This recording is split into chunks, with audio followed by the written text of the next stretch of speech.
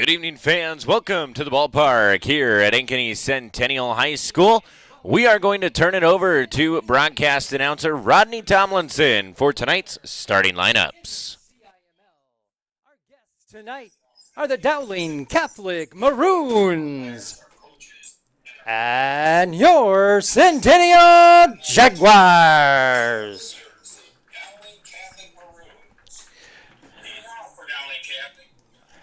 Listen to that.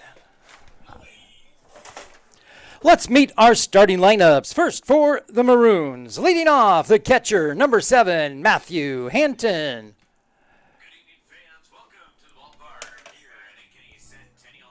Batting second, the shortstop, number 1, Carter Nicholson. Batting third, wearing number 9, the right fielder, Trevor Bumler. Batting fourth and pitching number 23, Dylan Webb. In the 5 spot, your left fielder, number 8, Drew Brouk. Hitting sixth, center fielder, number 3, Nick Frericks. Batting seventh, second baseman, number 6, Jack Barrett. Batting eighth at first base, number 11, Brooks Moulton. And batting ninth, the third baseman, number 25, Joey Nejas. Mark Roaring is the head coach for the Maroons.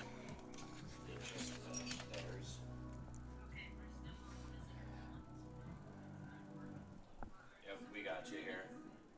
We are just about ready to start home team here. And now, here are the starters for your Centennial Jaguars. Leading off, the shortstop, number 10, Jonathan Carrasco. Batting second, playing second, number 1, Isaac Brule. Hitting third, he plays right field, number 20, Cohen Bowinkle. Batting cleanup and pitching, number 24, Joey Oki. In the 5 spot, the first baseman, number 26, Preston Goat. Batting sixth, third baseman, number 2, Emerson Alberhaski.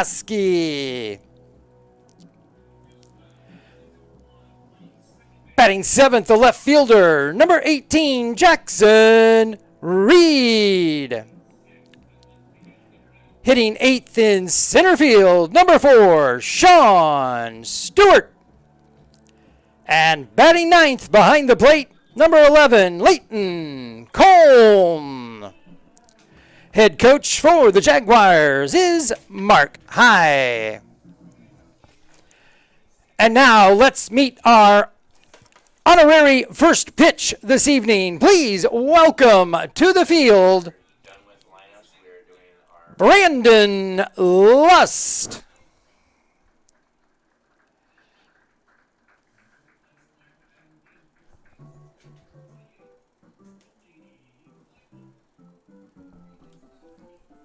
We are doing our first pitch right now. Brandon making his way out.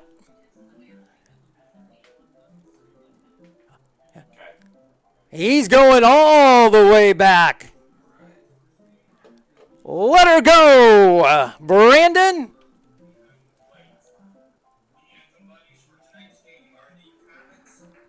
Got it in there. Nice job, Brandon.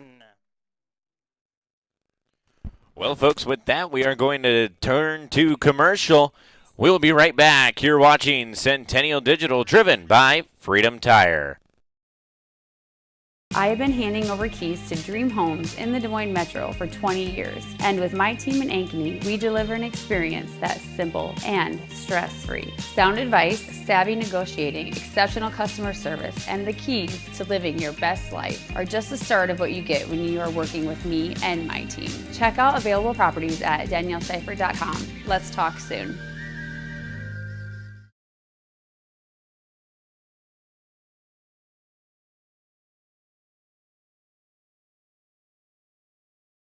West 40 Market in Uptown Ankeny is your place to shop for the best meats, steaks, brats, jerky, and everything in between. Let us be your one-stop shop for all your favorite cuts, all raised on local Iowa farms. Shopping local never tasted so good.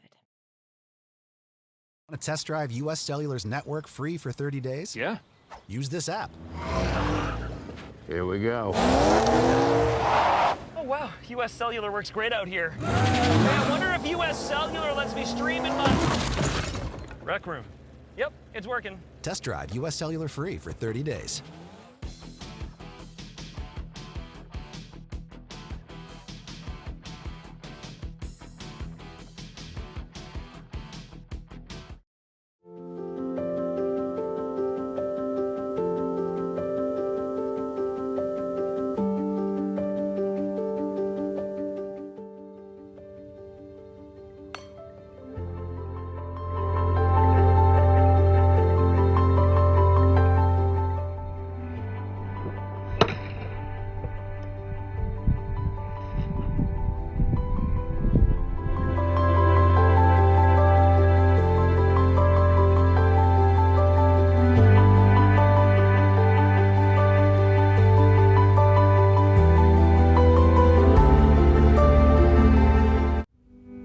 Freedom Tire is proud to be the title sponsor of supporting Jaguar student athletes through Centennial Digital.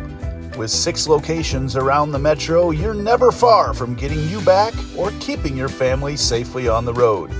Our certified staff and state-of-the-art technology means you can take comfort knowing you've got the best work at the best prices. Come see us at Freedom Tire, a proud supporter of Centennial Digital.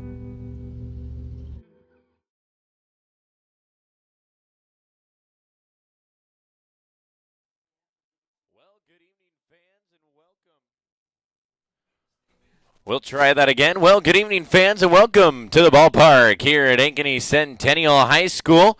Starting lineups out of the way. And we are ready to go here on a warm Monday night. It is Maroons and Jaguars, the matchup here tonight. And you might be able to tell Joey Oakey's on the bump tonight. Cade, how can we tell that? Well, there's yellow caution tape on both sides of this front section in front of us, which typically means there's scouts out in front of us watching Oakey here tonight. We have a host of scouts and radar guns ready to go here this evening as Oakey will face the Dowling Catholic Maroons. Of course, tonight's game, a double header. And we are going to take a look around the field for the Jaguars. It is Oakey to Colne, the battery here tonight. Looking around the infield, it is Glatt over at first. Brule and Carrasco hold down the middle infield. Brule over on the second base side. Carrasco over on the shortstop side of things. And then it is Emerson Alberhaski holding down third. Leading off for the Maroons is going to be the catcher, Matthew Hanton. Looking to the outfield for the Jaguars, looking left to right, it is Reed, Stewart, and Bullwinkle. First pitch in from Oakey is a strike. Well, in the last outing, Oakey was going right after the hitters. He was putting strikes in there, not making them chase. He was putting in the good stuff, and there he's behind that one. So Oakey breaking out the speed ball.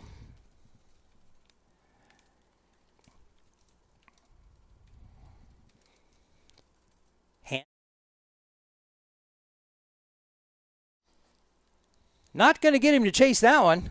That was about a foot outside. Oakey makes the count 1-2.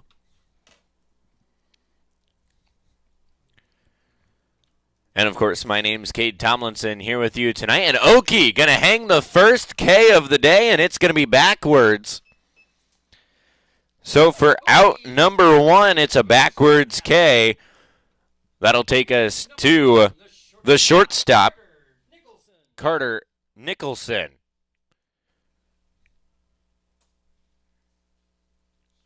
Now I completely forgot what I was going to say. Introductions. My name's Cade Tomlinson. I am your lead broadcast man here tonight. And then sitting over to my right, running about 4 jobs as usual, It is. Huh? Got a new title tonight. You know what? I like it. I'm your play-by-play, and sitting to my right, the smart aleck is the color man. My job.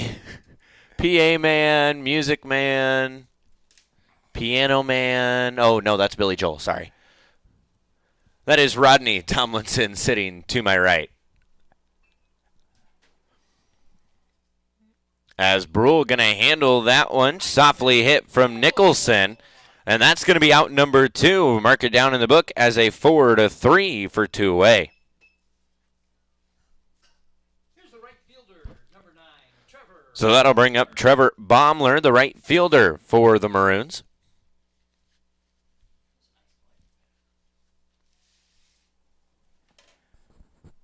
So Brule to his left, a nice play deep in the hole there between first and second, able to get the feet set and get it over to Glatt for the out. First pitch in from Oki, finds the zone, makes it 0-1. Swings at that one. Had him fooled there. He was chasing. And with Oki on the bump, we did get a chance to go out to Omaha yesterday, go to the College World Series, and I was watching the radar of what the pitchers were throwing, and I think we've seen the same speeds from Oki here these last couple of games he's pitched as what we saw yesterday at the College World Series. And that's why all the scouts are sitting down below us. Yeah, Oki with a great arm. Nice fastball. And as we're complimenting his pitching, there's the hit. So Baumler finds the 5-6 hole, and that's going to be a base hit for Baumler. Number 23, Dylan Webb. So Dylan Webb steps into the box for the Maroons.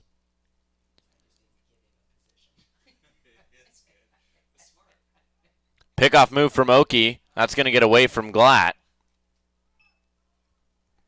Well, we saw this with Alberhaski the other night. His first pickoff attempt looked pretty similar as it rolled clear over to the screen.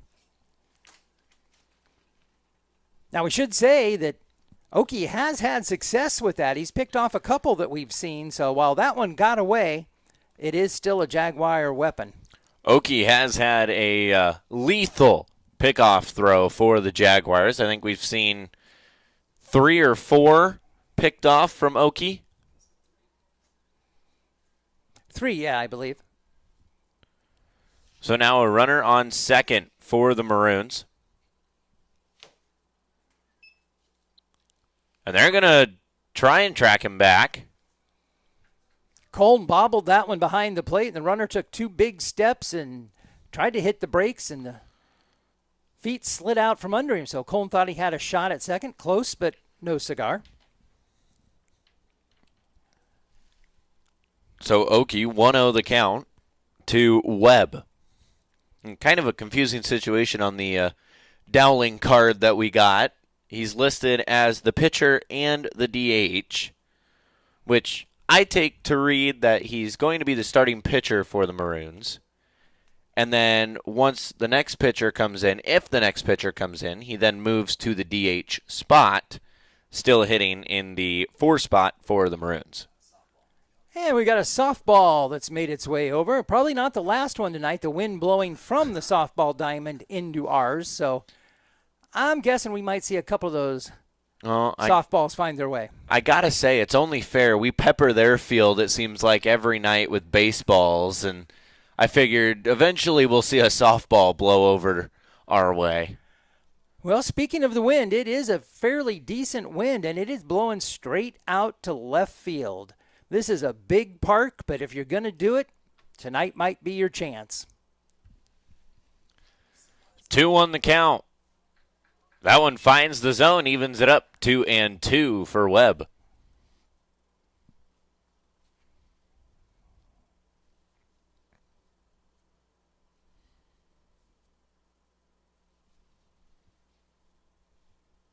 So 2 balls, 2 strikes, 2 away.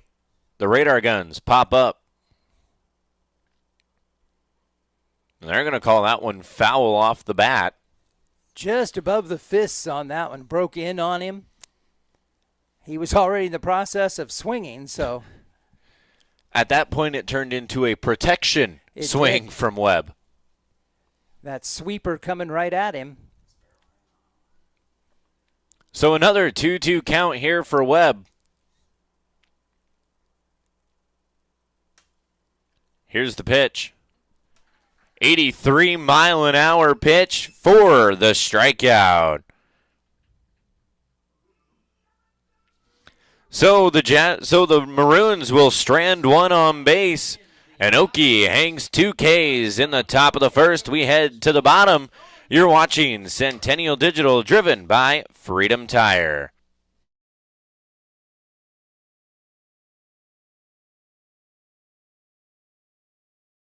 West 40 Market in Uptown Ankeny is your place to shop for the best meats, steaks, brats, jerky, and everything in between. Let us be your one-stop shop for all your favorite cuts, all raised on local Iowa farms. Shopping local never tasted so good.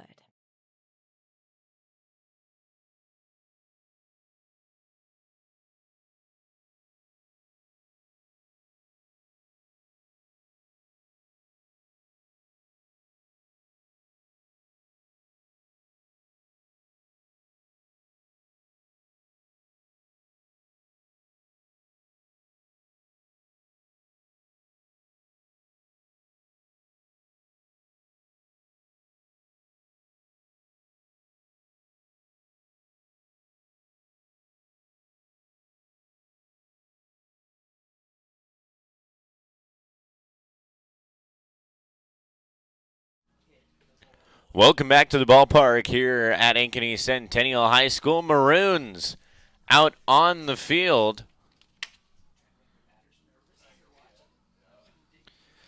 So looking around the field for the Maroons, it is Webb on the mound for the Maroons. The battery, Webb to Hanton. Over on the first base side, Moulton holds down first. Barrett over at shortstop. Then it is Nicholson over at short. Barrett holds down second. Nahas holds down third. Left to right in the outfield, it's Brauk, Frericks, and Baumler. That takes us to our leadoff hitter for the Jaguars. Number 10, the shortstop, Jonathan Carrasco.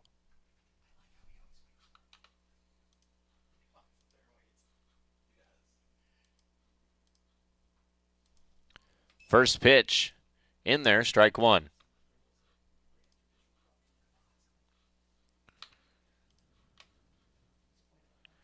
Jonathan Carrasco, a .290 batting average this season. That one just missing off the outside edge of the plate.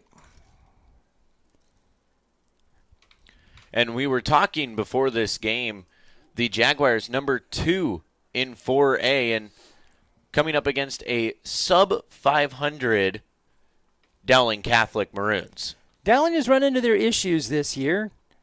That one's fouled over into the softball side. You gave us one, we'll give you one too. One of many yet to come to the softball side.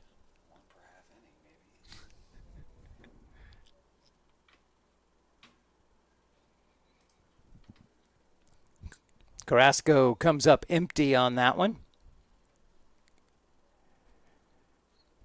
The Maroons, a 3-game loss streak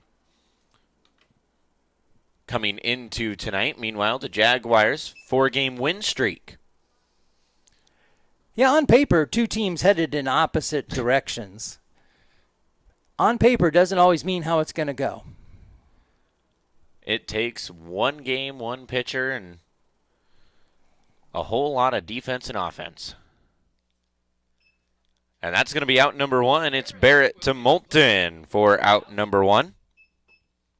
Here's the second baseman, number 1. So that'll bring up Isaac Brule. And Brule and Carrasco having a little meeting. Brule asking Carrasco, all right, what's he got? Well, you see it all the time when Carrasco comes back. If he gets out, he always stops, talks to Brule on the way by, gives him a little update. what he saw, maybe what to look for. And it worked because And there's a hit. Brule hitting from the right side to start, and he's going to have a base hit. Brule sends it through the right side for a single. So that'll bring up Here's the Centennial. the right fielder, Number 20, Cohen Bullwinkle.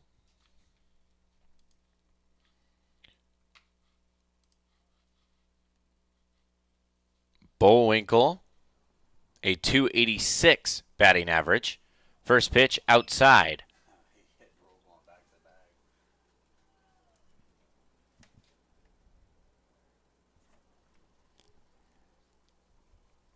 Brule goes, and he's going to be safe in He's there in at there second. anyway. They had him picked off, and his speed just got him there under the tag at second. An oops turned into a stolen base. Like I've mentioned before, Brule is one of the fastest guys on the Centennial team. Well, it served him well there. 1-0 pitch. Misses, makes it 2-0. And you see Bullwinkle batting from the left side. Left-handed hitter is Bullwinkle. And we talk about Isaac Brule. Lefty on the mound, and he batted from the right side. Bullwinkle going to rope that one down the line, and it's a C9 single for Bullwinkle. And that's going to bring Brule across. Bullwinkle, an RBI single. So the Jaguars, the first to strike, Number 24, the pitcher, Joey. as we bring up Joey Oakey, the Jaguar pitcher.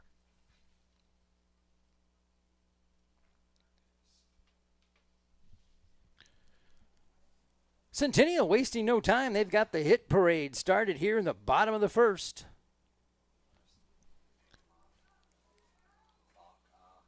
And Bach called. And good So- thing, because he was going to be out at first base. The umpire was winding up to call him out. Yes, he was. So a Bach saves Bullwinkle. So now we're going to get an explanation here. But I believe, yeah, it looked like he made too much of a move toward home before changing his mind and going to first. So he'd gone past that imaginary stopping point, and that gave second base to Bullwinkle.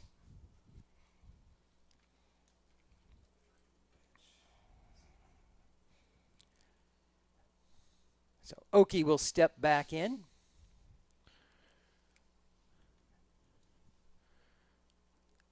That one in the zone.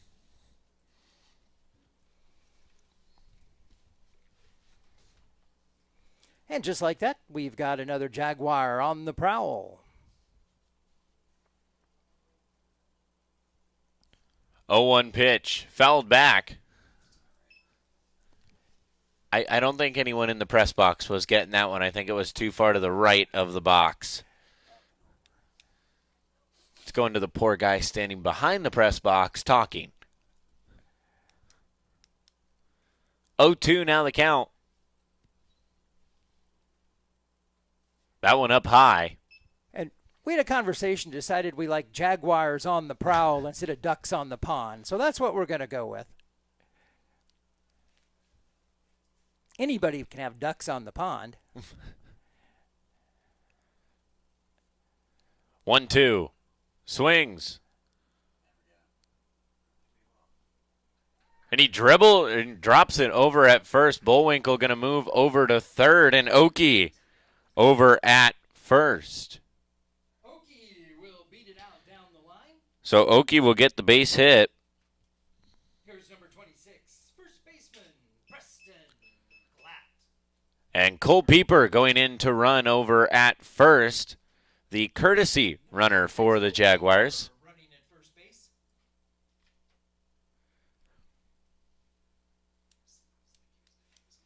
Brings up Preston Glatt.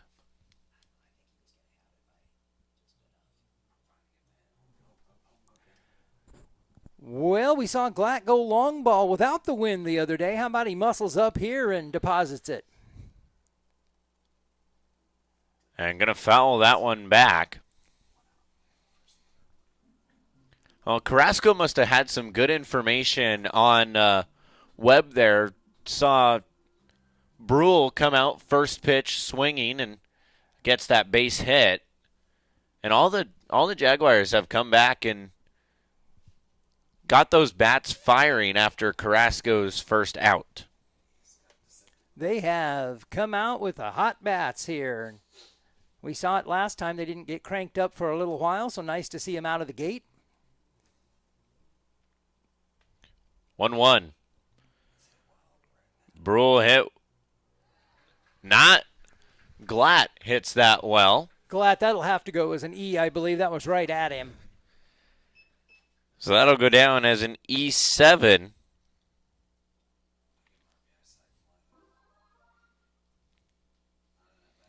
As one run comes across, brings up Emerson Alberhaski, the Jaguar third baseman.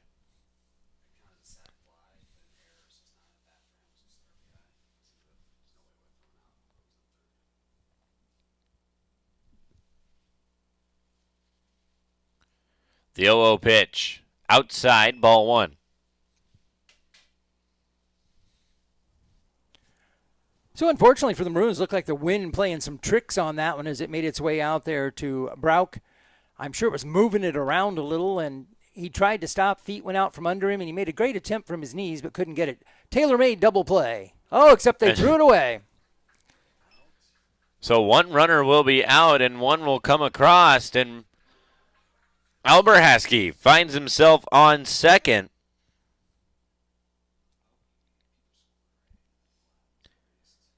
So Pieper comes across the plate in place of Oki, and Glatt will be called out on a fielder's choice.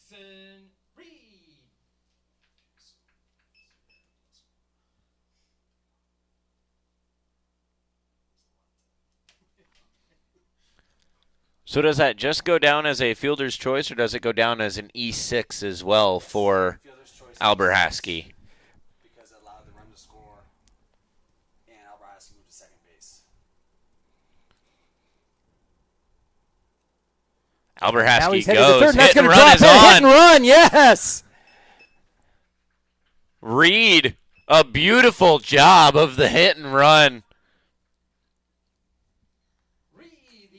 And the Jaguars striking first, striking hard, and showing no mercy.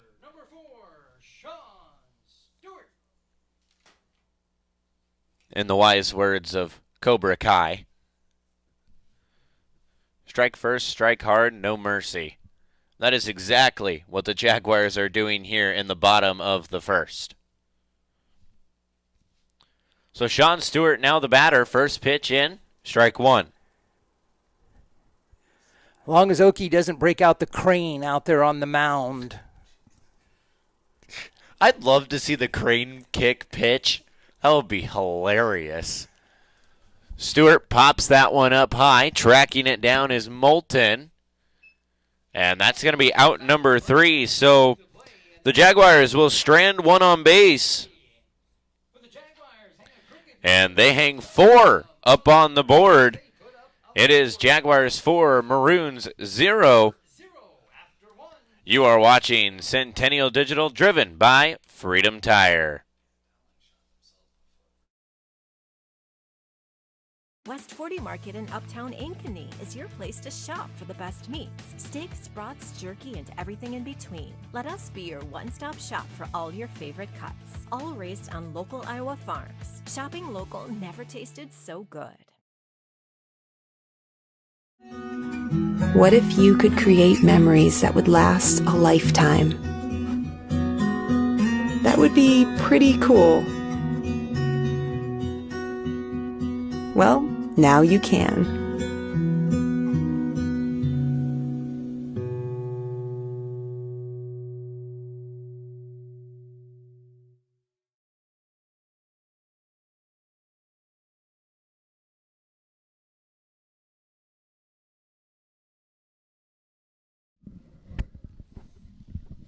Welcome back to the ball field here at Ankeny Centennial High School. Once again, my name's Cade Tomlinson, back behind the mic with you, doing the play-by-play, and sitting over to my right is Rodney Tomlinson, my father, which a belated happy Father's Day to you. Got to go to Omaha for Father's Day, but figured say it on air as well. As we head back to the Maroons side of the order, it'll be the left fielder, Drew Brauk, wearing number 8 for the Maroons.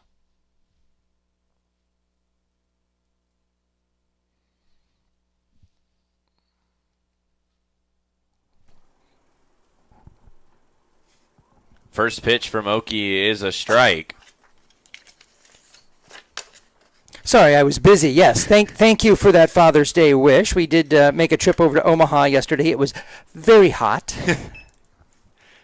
Yeah, I went in wearing like an all-black outfit, and then we went into the lone building over in Tent City, and then I came out wearing white. And just for the record, who told you not to wear the black outfit? Okay, but I had all my Omaha 23 No. You didn't answer the question. Never said I was going to answer the question. You never said I couldn't put up my side of the argument either. You told me not to wear dark stuff, and I wore it anyway.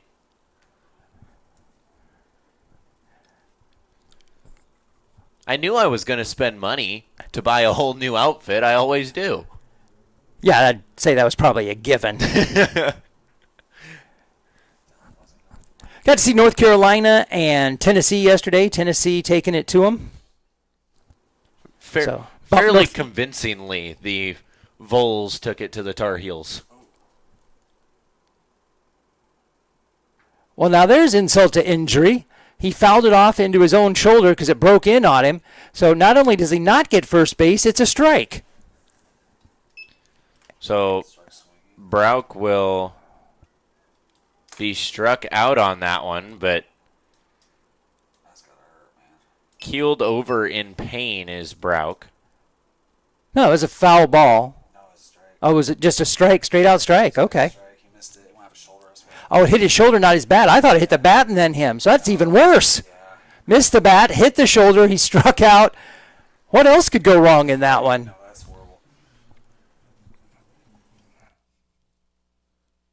And you could see Brauk was not happy with that one, walking back to the dugout, slamming the helmet to the ground. Nick Frericks will be the batter now for the Maroons, playing center field here today. That makes it even worse. The sound I heard was hitting him. I thought it hit the bat. So that was hitting him up in the collarbone area up there. Well, I do see the Jaguar athletic trainer making his way over to the Maroon dugout. Going to go make sure everything checks out and he's all good and okay. So Oki, 1-1 strike here to Frericks. Swing, strike 2.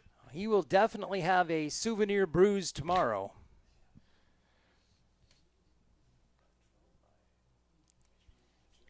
What happened to you? Oh, I just got nailed in the shoulder by an Oki fastball.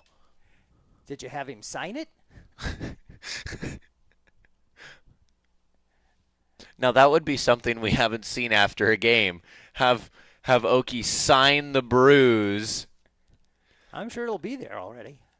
I think that's when you have to get tattooed if that happens, isn't it? So Oki will hang another K. That'll bring up Jack Barrett, the Maroons second baseman.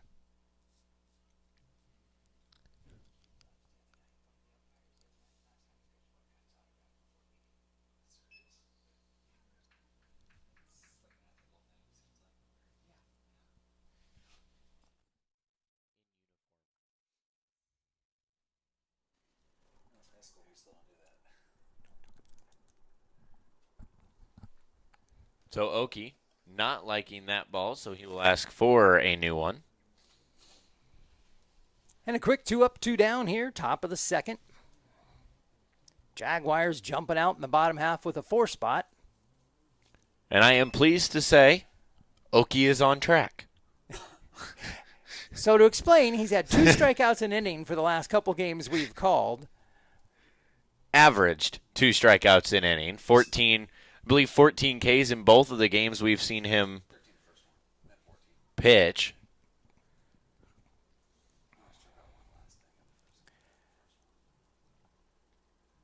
So when Cade says on track, that's what he's counting. And that's going to be a 4-pitch walk there for Barrett. So the first base on ball is issued by Okie. That'll bring up Brooks Moulton, the Maroon first baseman.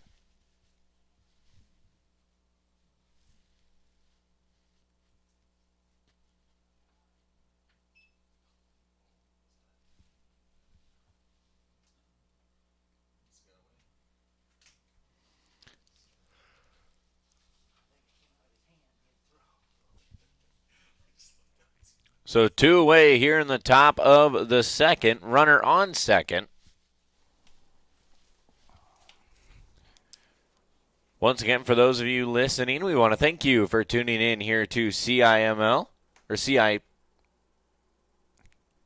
Centennial Digital. Okay, there you go. Something starting with a C. Yeah, well, it's on CISN. This is CIML Baseball, and it's on Centennial Digital, so. You got it covered in there somewhere. Yeah.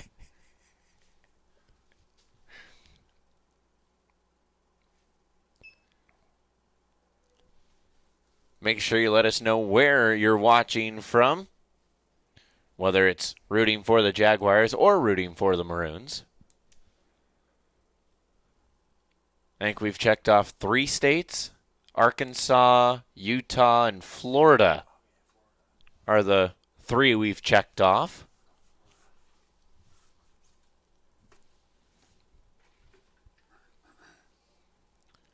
So 3-1 the count here to Moulton.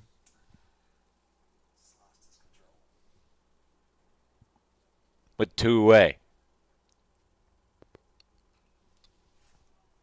That one fouled back.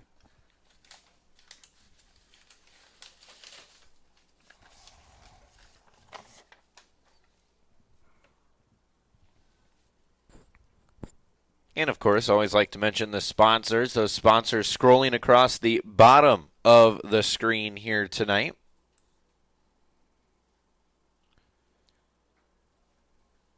And that's going to be another walk. And the runner will take third also. So the runner advances to third, and Moulton finds his way to first. Here's number 25, the third baseman, Joey Nejas. Brings up Joey Nejas.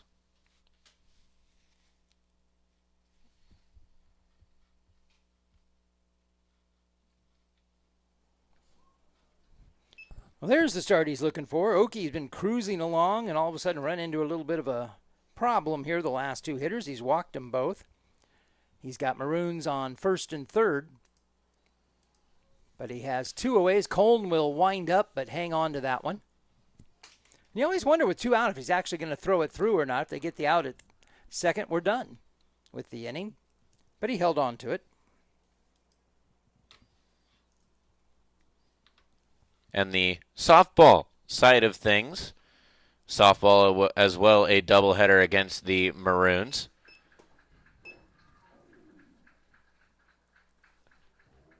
As we will get out number 3 here on the baseball side of things. So Okie strikes out the side. No runs, no hits, no errors. 2 left on. 2 left on for the Maroons. We head to the bottom of the second. You're watching Centennial Digital, driven by Freedom Tire. I've been with U.S. Cellular for 27 years. When they asked me to talk to you about their special customer event, Us Days, I said, I gotta get in shape. So they sent me this Hollywood trainer. Us Days means exclusive deals just for us customers. Us Days is back at U.S. Cellular. Get $1,200 off any phone plus $300 off any tablet.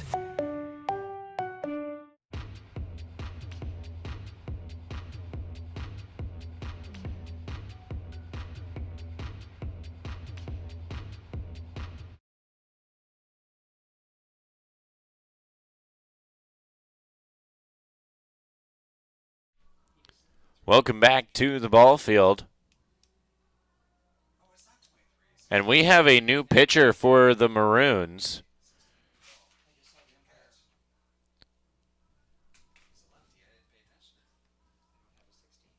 And I believe that is number 15, Matthew Ashoff.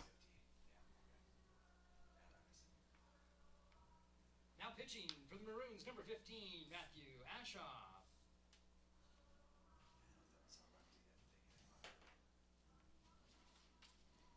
So starting the top of the third,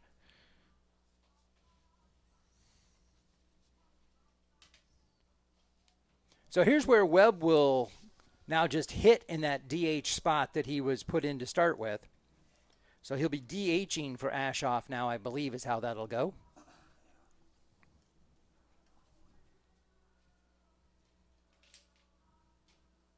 bottom of the second. I had it wrong in my book. I was writing things down wrong. So that we are on the Jaguars side of the ball. We are going to start at the bottom of the order. Leighton Colm will be the batter here for the Jaguars.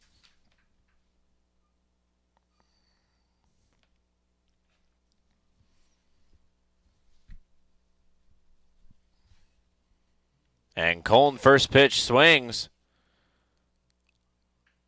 And they got him out over at first.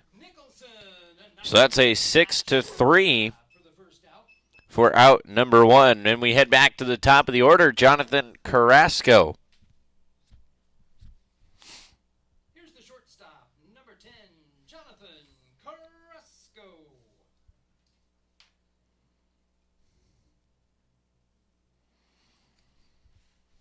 So Carrasco, a ground out to second last time. But Nicholson, a great play on that last one, just to wrap it up. He was deep in the hole, high chopper, had to wait on it, and managed to get it over there and get the out. So nice play. Carrasco coming back with really good information on Webb last time that led the Jaguars to that 4-run bottom of the first. Now Carrasco going to have to get a whole new read on Ashoff. Well, that one breaking in on his hands as he took a swipe at it. And before the break, I started mentioning the softball side of things going on here tonight. It is senior night over on the softball side. And on senior night, the Jaguars are up 7-0 over the Maroons. And that one down in the dirt from Ashoff.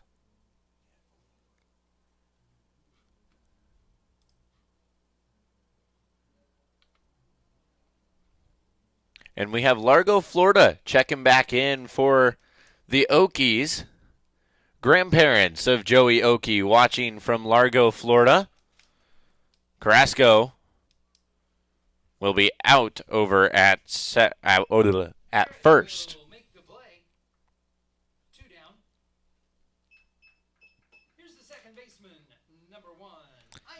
So now we go to Isaac Brule. Carrasco relaying information as he makes his way back to the dugout.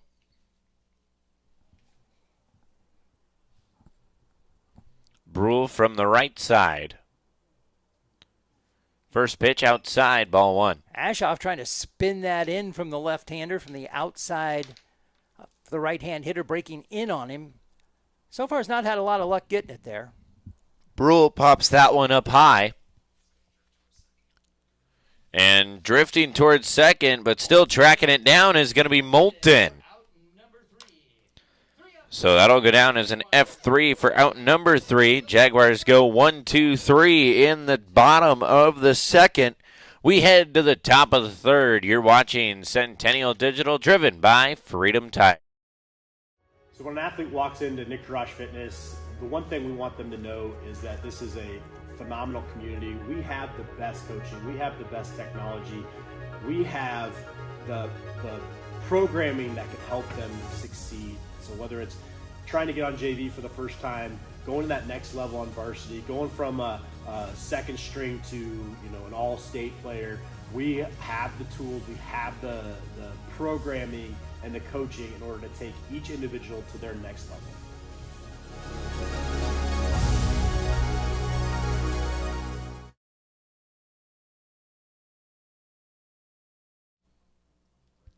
Welcome back to the ballpark here at Ankeny Centennial. Jaguars lead 4-0 over the Maroons going into the top of the third. Okie returns to the mound. 5 Ks so far for Okie.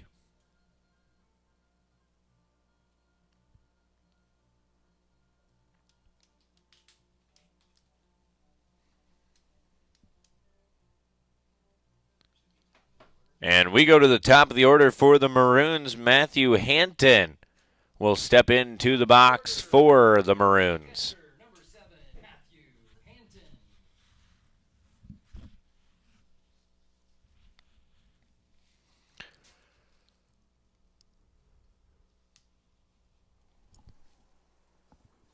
First pitch, swinging strike.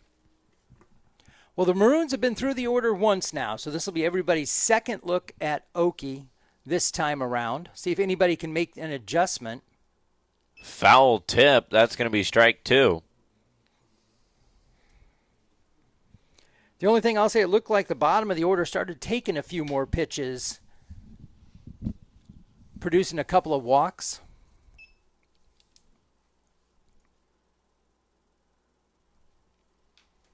So 1-2. Now the count here to Hanton. And ringing him up, can I help you? Nope, just looking. Will be Hanton. And that's going to be out number 1. So that'll bring up Carter Nicholson, the Maroons shortstop.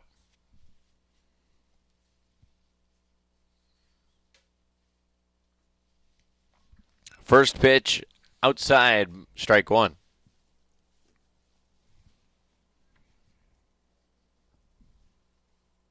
So Okie starting off the top of the order. Both times he's seen the top of the order for the Maroons. Started him off with a backwards K.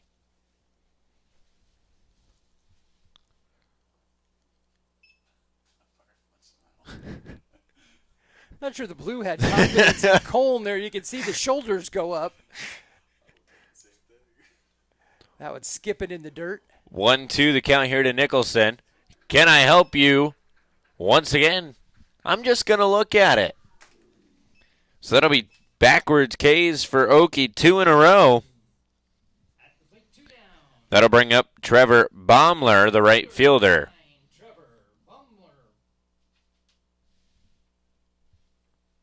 So Okie puts 2 away on back-to-back backwards Ks. First pitch misses outside, ball 1.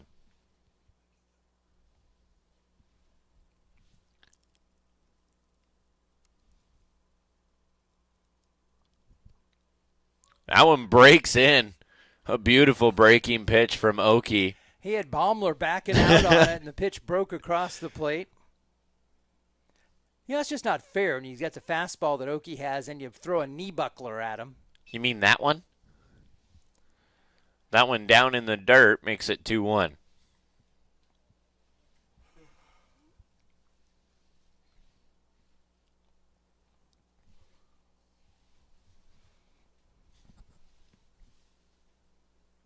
Two-one pitch.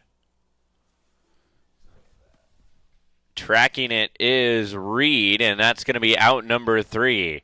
So an F8 in the book, or F7, excuse me, in the book for out number 3. They go 1, 2, 3 in the top of the third for the Maroons. Jaguars lead 4-0. We head to the bottom of the third. Your first 3 due up. Bullwinkle, Okie, Glad. You're watching Centennial Digital, driven by Freedom Tire. Want to test drive U.S. Cellular's network free for 30 days? Yeah. Use this app. Here we go. Oh, wow, US Cellular works great out here. Hey, I wonder if US Cellular lets me stream in my rec room. Yep, it's working. Test drive US Cellular free for 30 days.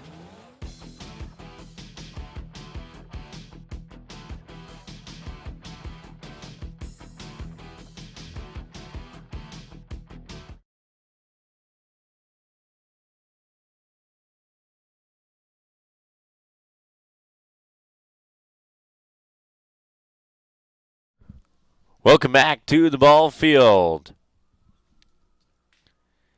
First three due up for the Jaguars. Cohen Bullwinkle, Joey Oakey, and Preston Glatt. 2 out of the 3 of those last time coming across to help with that 4-run first inning.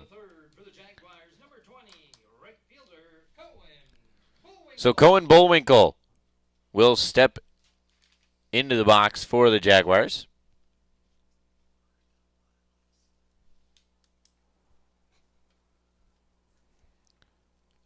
Bullwinkle was going to show bunt, pulled back quickly.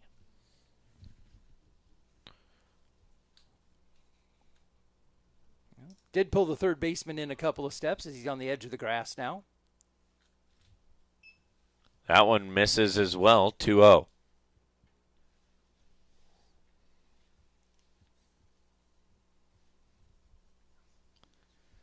That one finds the zone. So that'll make it 2-1 to Bullwinkle.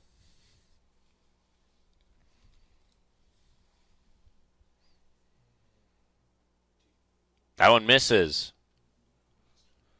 So now Bullwinkle in the hitter's count. The 3-1 pitch. Swung on. Bullwinkle sends it to right field. And tracking it down is Baumler. That's going to be out number 1. Baumler drifts under it for the first out. So that'll bring up Joey Oakey, the Jaguar pitcher. Here's number 24, the pitcher, Joey Oakey. Oakey and Bullwinkle.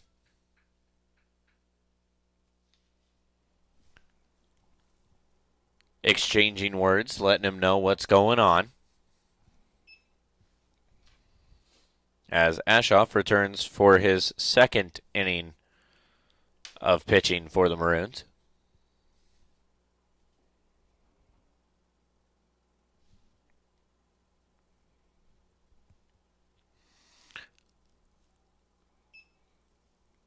Oakey wanting to get one up in that jet stream with that swing. Once again, the wind blowing pretty stiff from out toward the left field side. I was going to say for a second that wind looked like it was blowing like to straightaway dead center, but it's kind of switching back and forth between center and left. And a minute ago, the flag was hanging without moving, so I thought it looked like it was going to quit, but it has picked back up. And with that, I have to say, welcome to Iowa.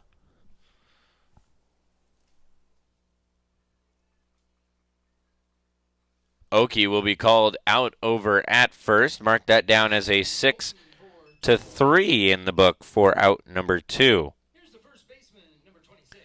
So Preston Glatt going to step into the box now for the Jaguars.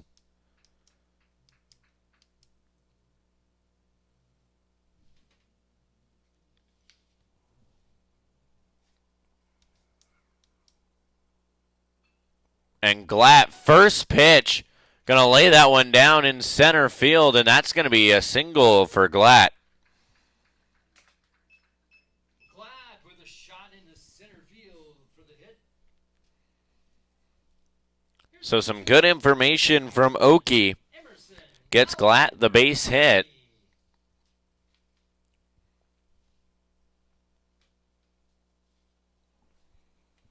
Glatt wasting no time, as you said, going after the first pitch he saw.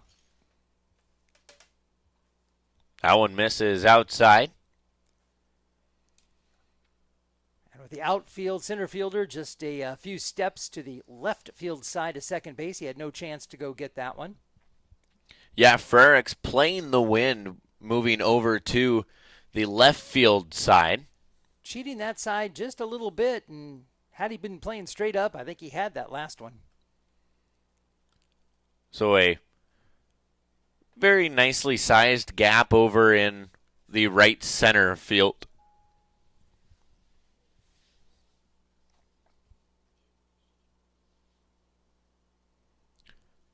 All right, we have a new check-in. We can mark another state off of our check-in list. Grandma Judy and Grandpa Rick Rawlings are watching from Battle Creek, Michigan.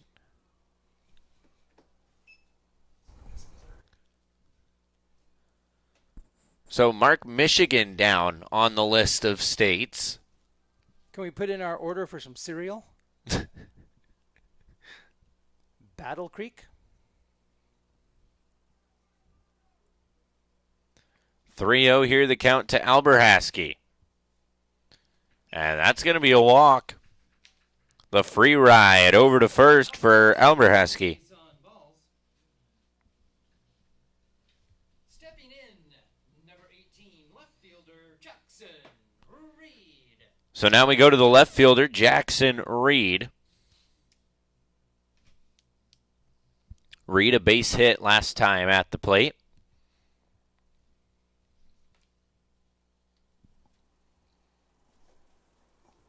First pitch, strike one.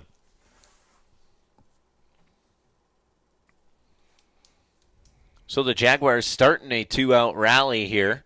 Getting 2 on base, 1 with a base hit and 1 with a base on balls.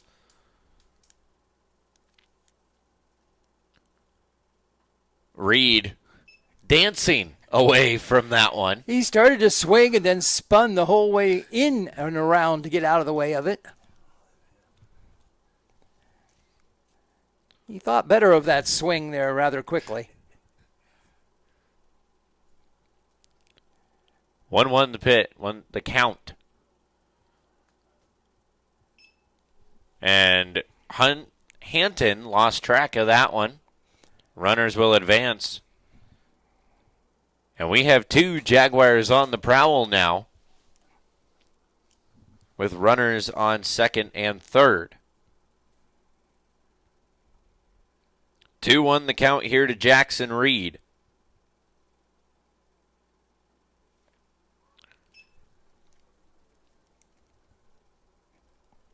That pitch from Ashoff will even it up 2-2.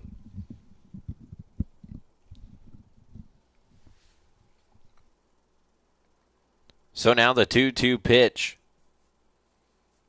coming from Ashoff. Reed followed that one all the way into the catcher's mitt. And that'll fill the count up 3-2. So a full count here for Reed with 2 away. The payoff pitch for Ashoff. Pickoff move to second. That's going to get out to center field. And Alberhaski heads up base running.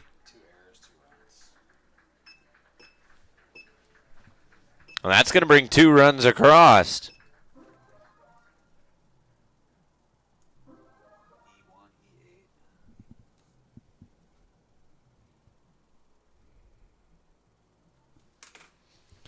So 2 errors going to be marked down in the book for the Maroons, an E1 and an E8.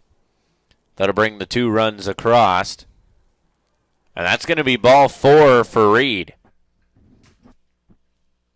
Reed with the free pass.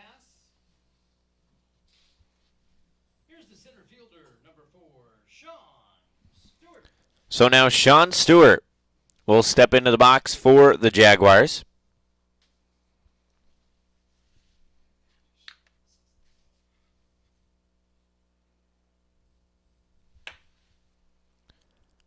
That one outside, and Reed going to go over to second. Reed now charging for third. Throw to third.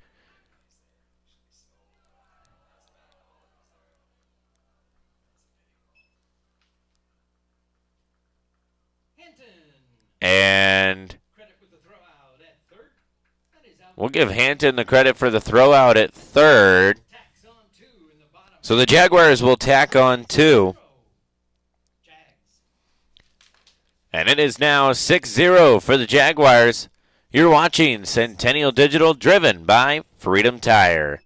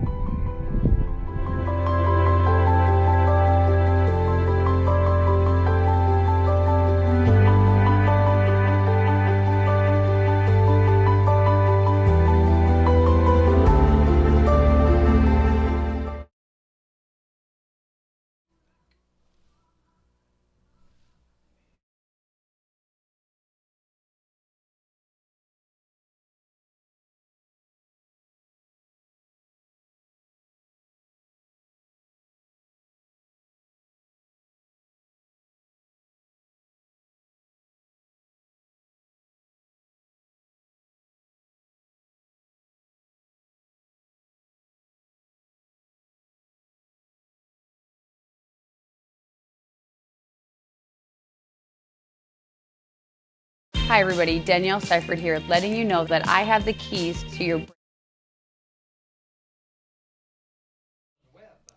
So now welcome back to the ballpark.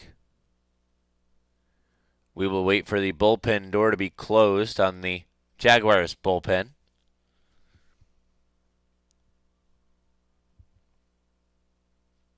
We were just talking up here about the look of Joey Oakey out there. He's got the right pant leg all the way down, the left pant leg hiked up to about halfway up the shin. The fashion police have been alerted. And we suspect that is to keep it from riding up and down the shin of Oakey. But the one thing I've noticed is he keeps it, as that's going to be a 3-pitch strikeout.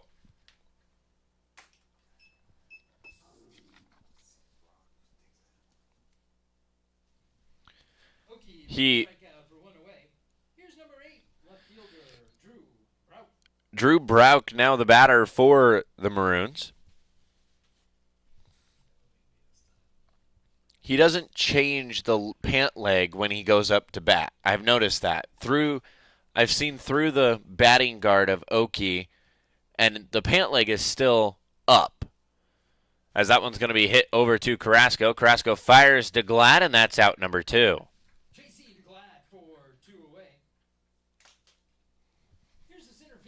So that'll bring up Nick Frericks, the Maroon center fielder.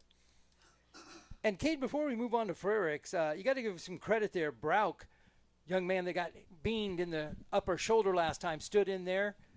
Didn't get a hit, but he put it in play. So Frericks, a .290 batting average on the year.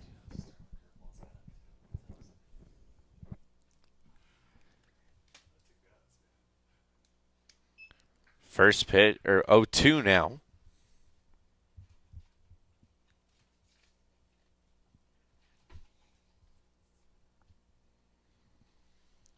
The 0-2 pitch from Oakey. Can I help you? Nope, just looking. That's going to be out number 3.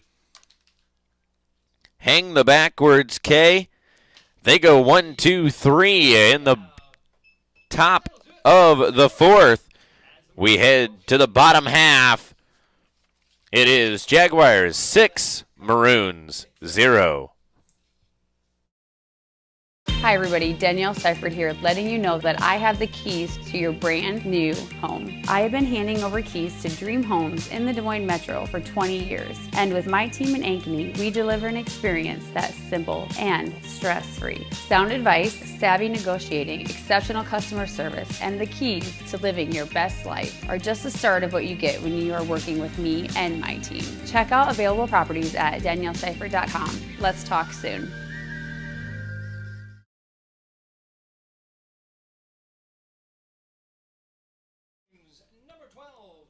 Welcome back to the ball field here at Ankeny Centennial High School.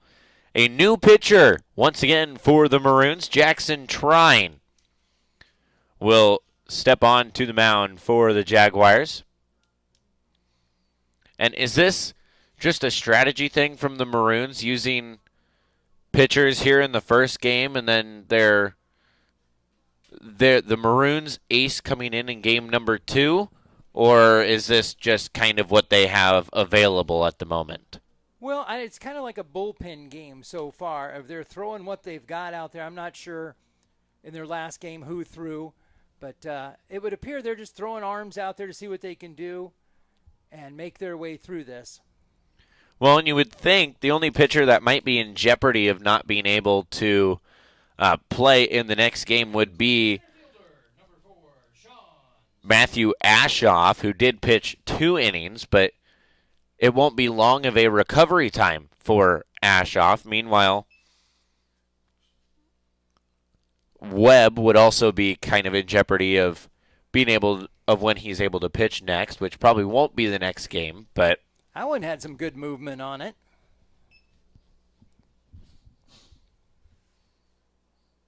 So the first batter for the Jaguars, Sean Stewart, getting a new life, down 0-2. Same as the last batter for the Jaguars. Now we're going to be fouled back and out of play.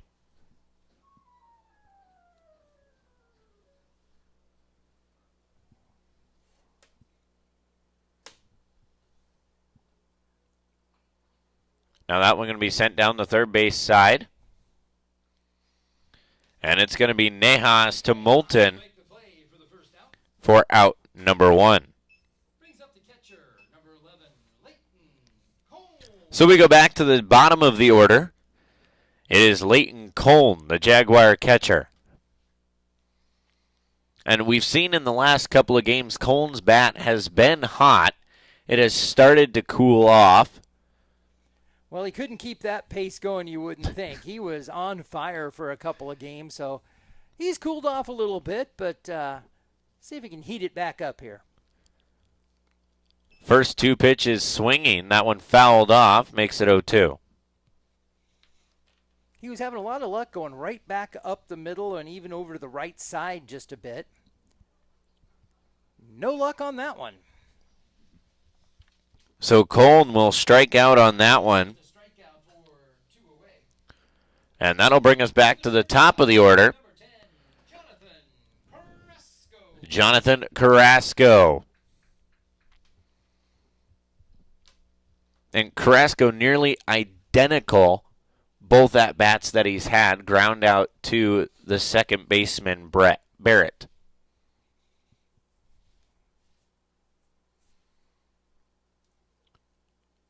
That one finds the zone, makes it 1-1. So Trine coming out looking good here. Bottom of the third.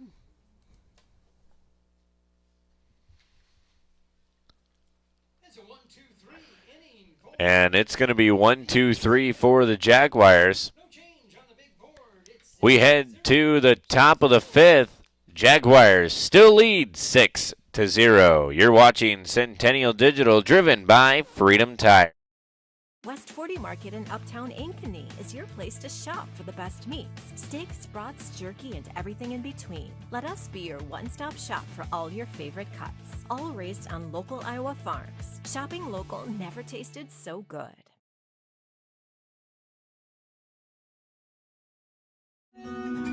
What if you could create memories that would last a lifetime?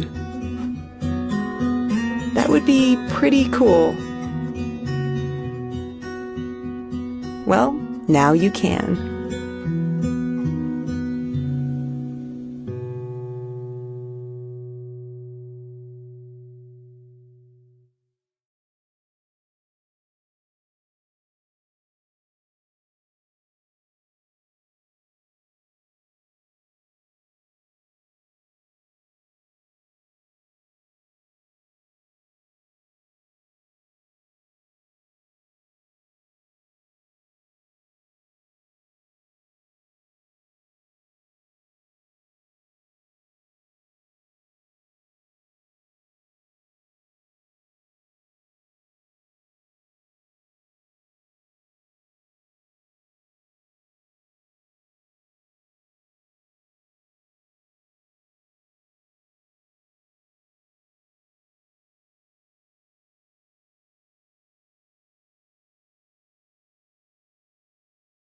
Enough.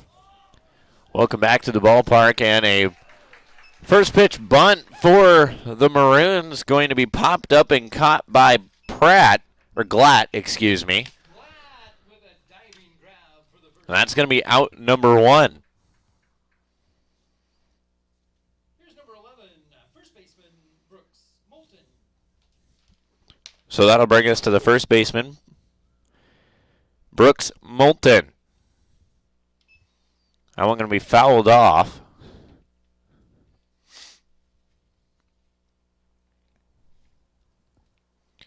And I will say that is one thing about trying to bunt off of Oki is you gotta pretty much get that bunt down perfectly, or else that's going to be a very easy pop-up.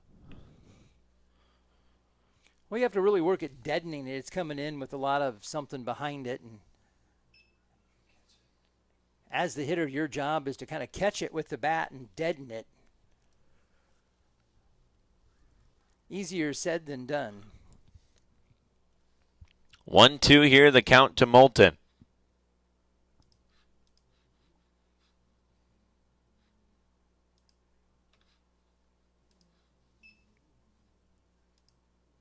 Well, Oki's certainly not letting him get settled in up there in the batter's box. He's had him moving every pitch so far.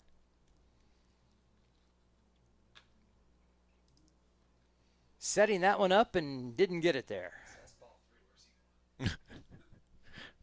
Moulton trying to convince the home plate umpire that, hey, no, that's my ball 4. I'm going over to first. Well, he a good job of selling that with the bat toss toward the dugout, but looks like they're going to call him back. So now full count, 3-2 here to Moulton. And Moulton not going to get the answer he wanted. That's going to be a backwards K for out number 2. That'll take us to the bottom of the order. Joey Nejas. First pitch fouled back and into the net.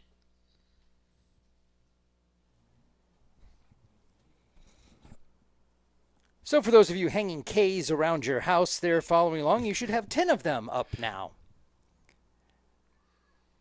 And I believe that puts Oki ahead of pace, if I'm not mistaken.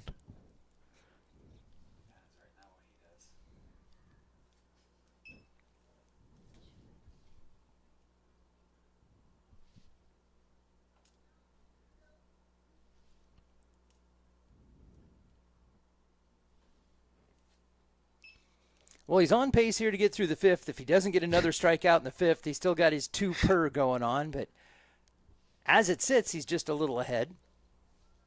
So that one up high, and Nejas liked something about that one and swung at it. Fills up the count 3-2. Misses down low, and that's going to be ball 4.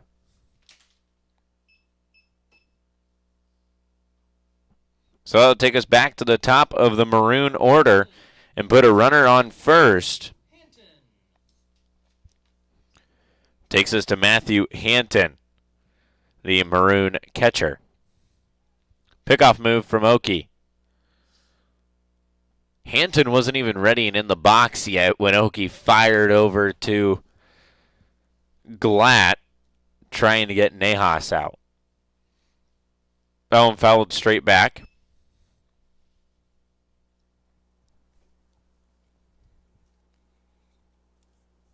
Hanton caught looking twice so far tonight.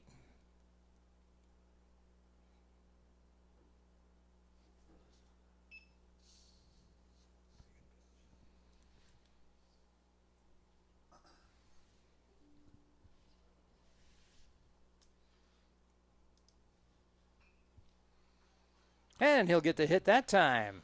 Brule tried to reach out for that one, not going to be able to get there, and it's going to be a base hit for Hanton. Brings up the shortstop, number 1, Carter Nicholson.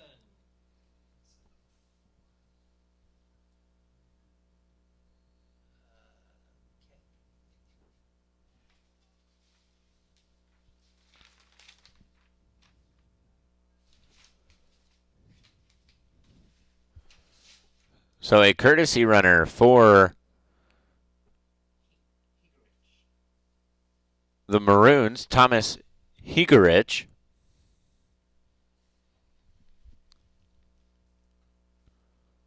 And first pitch to Nicholson is high and tight.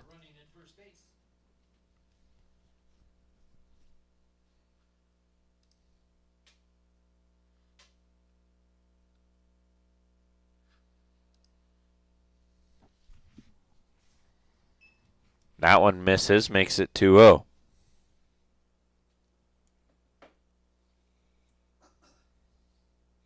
First base runners the Maroons have had since the top of the second. So certainly not a lot of opportunities for them.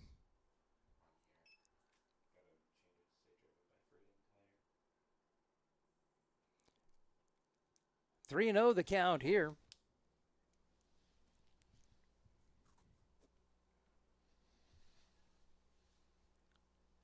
So 3-0 to Nicholson. The pitch from Oki finds the zone. Right down Main Street with that one. And 3-0 there, you're kind of thinking an automatic take. 3-1. Up high, tracking it is Bullwinkle. Bullwinkle is going to track that for out number 3. So the Maroons strand 2 on base.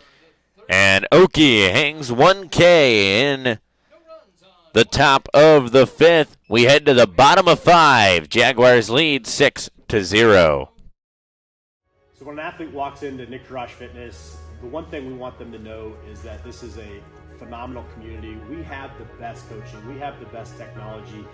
We have the programming that can help them succeed. So whether it's trying to get on JV for the first time, going to that next level on varsity, going from a second string to an all-state player, we have the tools, we have the programming and the coaching in order to take each individual to their next level.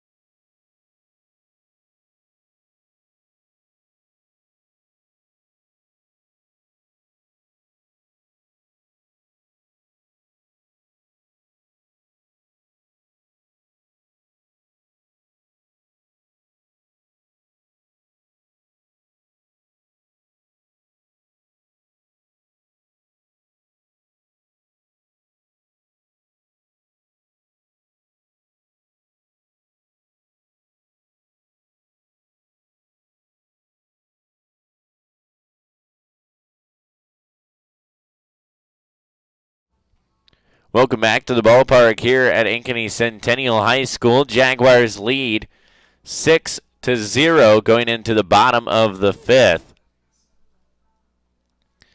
And we are going to lead things off with Isaac Brule here in the bottom of the 5th.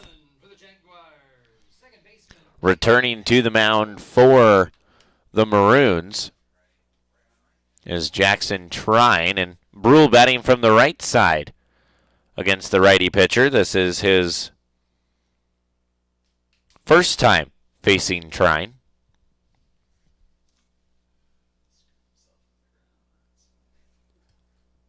Well, we saw him do this last time they were home. Switched from the left to the right side, promptly came up and went 2 for 2 from the right side against a righty pitcher. Doesn't matter what side of the plate Brule is on, he gets the bat to the ball. That one going to be tracked down by Frericks for out number 1. So Cohen Bullwinkle will step into the box.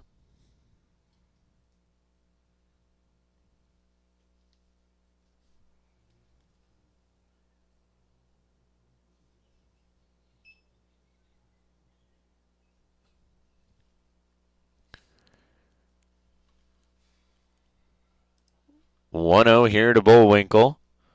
That one going to miss, make it 2-0.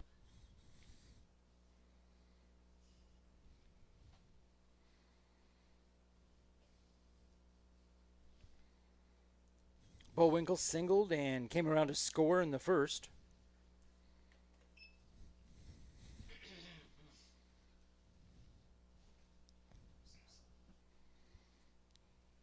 So 3-0 to Bullwinkle. High and tight, and that's going to be ball 4. Bullwinkle, the base on balls. Here's the pitcher, number 24, Joey Oki. So now Joey Oki going to step into the box for the Jaguars.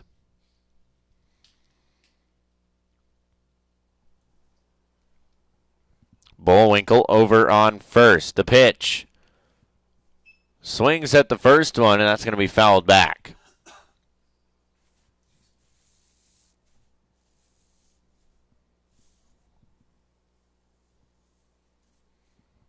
The 0-1 pitch. Pickoff attempt. Bullwinkle safe back at first.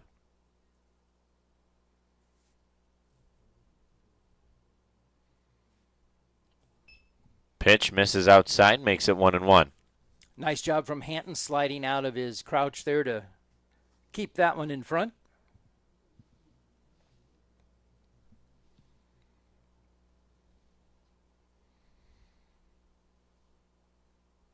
One pitch. Misses. Makes it 2-1. If he hangs that one just a little lower, Joey's rounding the bases.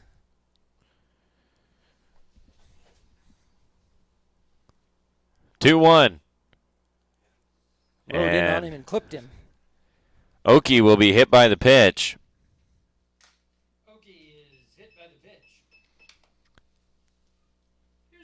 So the Jaguars will put a Jaguar on the prowl. And Cole Pieper will go in to run for the Jaguars. We're going to have a mound meeting from the Maroons head coach, Mark Roaring. We will stay right here.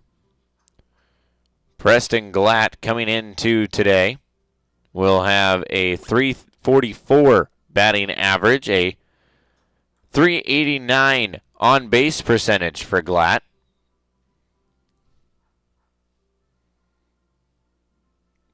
Glatt hitting in the cleanup spot here in this inning.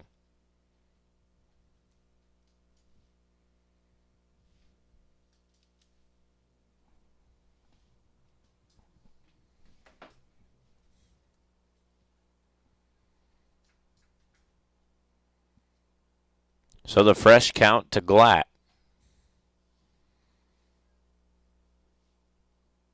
First pitch, strike one.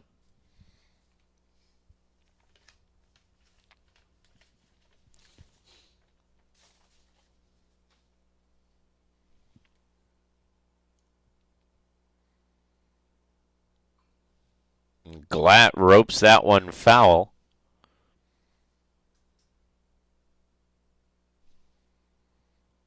So it'll be 0-2 here to Glatt.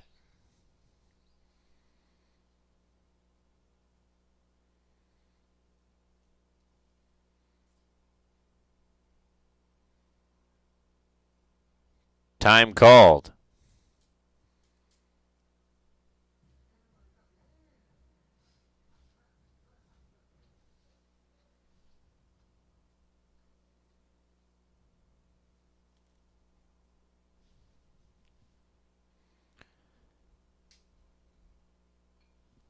That one going to be up high. Tracking it is Frericks.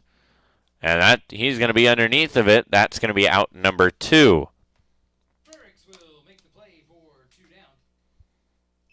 So Frericks helps put 2 away for the Maroons. Third baseman, number 2, Emerson Alberhaski. Now Emerson Alberhaski going to step to the plate Alberhaski reaching on a fielder's choice in the first and then reaching second on an E6. And in the third, Alberhaski a base on balls.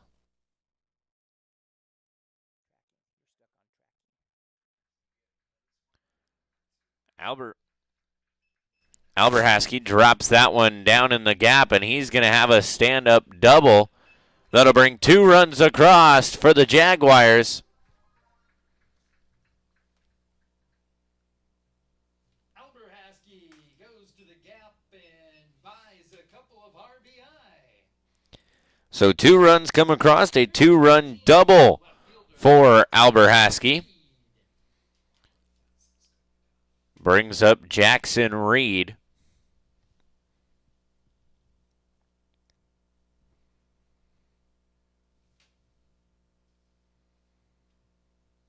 Now with the left-handed hitter, Frericks playing a little bit more straight up out in center field, maybe a couple steps over to right field now.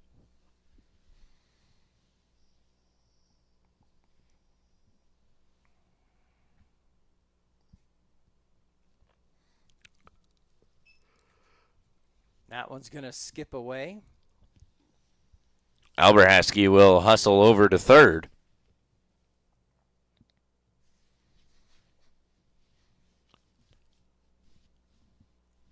So a Jaguar on the prowl, and the game-ending run at home plate.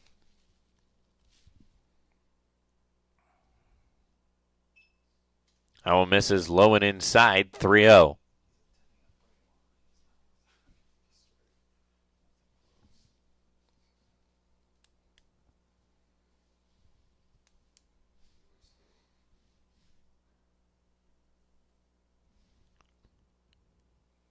Nice job getting out of the way of that one. Hop, skip, and a jump to stay out of that one.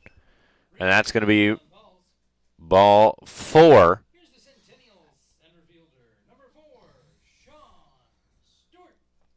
And we will see another new pitcher for the Maroons. Another righty coming in for the Maroons.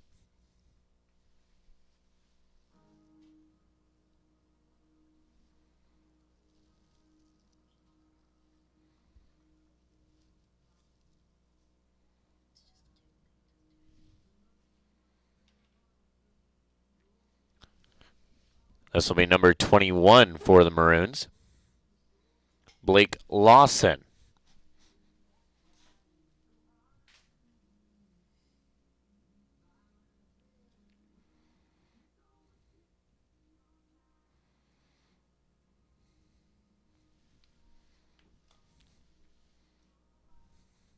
Now on the bump, number 21, Blake Lawson.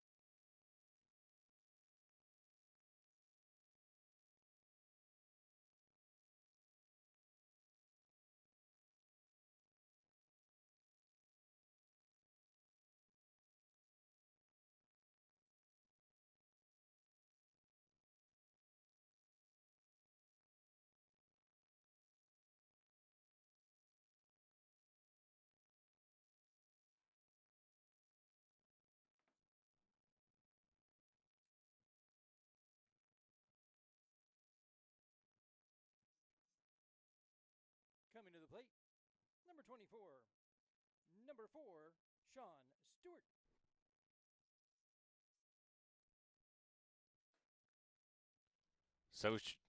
So Sean Stewart now stepping into the box for the Jaguars.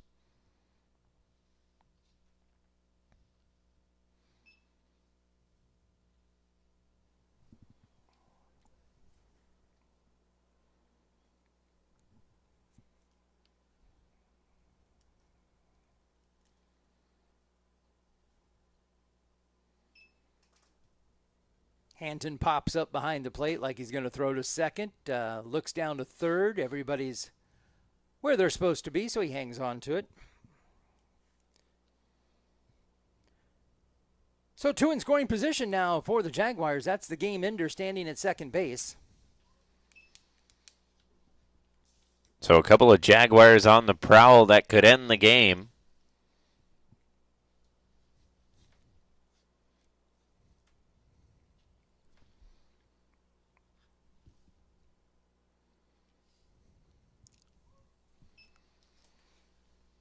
Two and two, the count here to Stewart.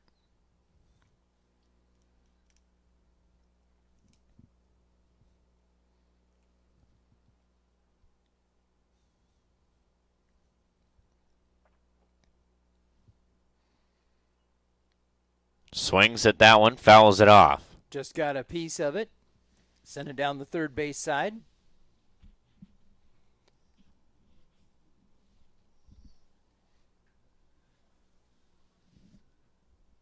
Well, he's shaking that foot. It must have come off the foot. 2-2 the count to Stewart. Gonna slightly swing at that one, and that's gonna drop. One run comes across, and there's game. So the 2 runs come across here in the bottom of the 5th. A 4-run bottom of 5. And 2 RBIs for Stewart. That'll close out game number 1.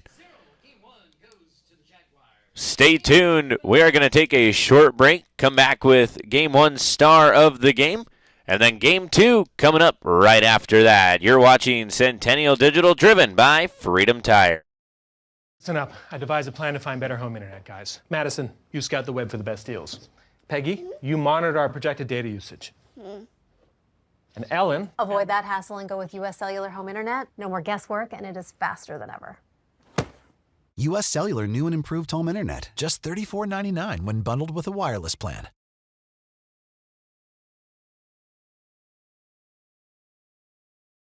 So when an athlete walks into Nick Garage Fitness, the one thing we want them to know is that this is a phenomenal community. We have the best coaching. We have the best technology. We have the programming that can help them succeed. So whether it's trying to get on JV for the first time, going to that next level on varsity, going from a second string to an all-state player, we have the tools, we have the programming and the coaching in order to take each individual to their next level.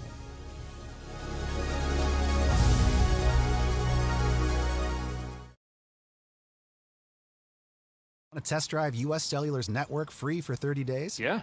Use this app. Here we go. Oh, wow. U.S. Cellular works great out here. Hey, I wonder if U.S. Cellular lets me stream in my rec room. Yep, it's working. Test drive U.S. Cellular free for 30 days.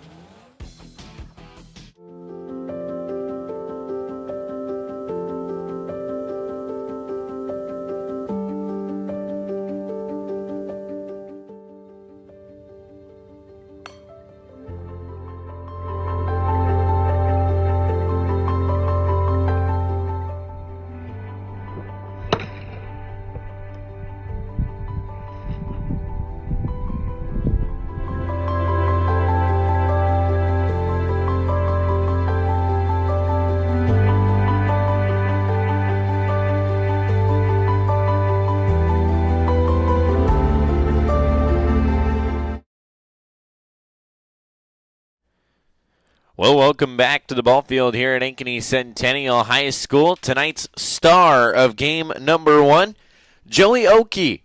And it seems a familiar theme every time Oki's on the mound. The star of the game typically swings in favor of the number 24. Does kind of seem like a broken record, but he sure earned it. He hit double digits on Ks as he got to 10.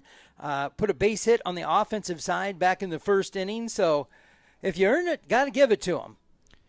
As you mentioned, 10 Ks through 5 innings pitched here today. And he did have the hit by pitch in the 5th inning. It wasn't very hard like we saw earlier. in the day, but on the defensive side, Okie nailing somebody earlier in the shoulder, we figured out. So Okie did have that hit by pitch in the 5th. That got him on base, and then was one of the contributing runs to ending the game there in the bottom of the 5th. Came around to score. Hey, good news. If you want to come down to the ballpark, there's now plenty of seating right down in front of the press boxes. All the scouts have checked out. So we got plenty of seating available now. Well, there may be papers saying that you cannot sit there, but unfortunately I don't think we're going to see any more scouts show up for game number 2. So plenty of seats here at the stadium, or if you want to continue watching from home in the air conditioning. I know those of you in like Michigan and Florida probably won't make it here in time, so enjoy the air conditioning wherever you are, or make your way out to the ballpark. Game 2 going to start in just a little bit. You're watching Centennial Digital, driven by Freedom Tire.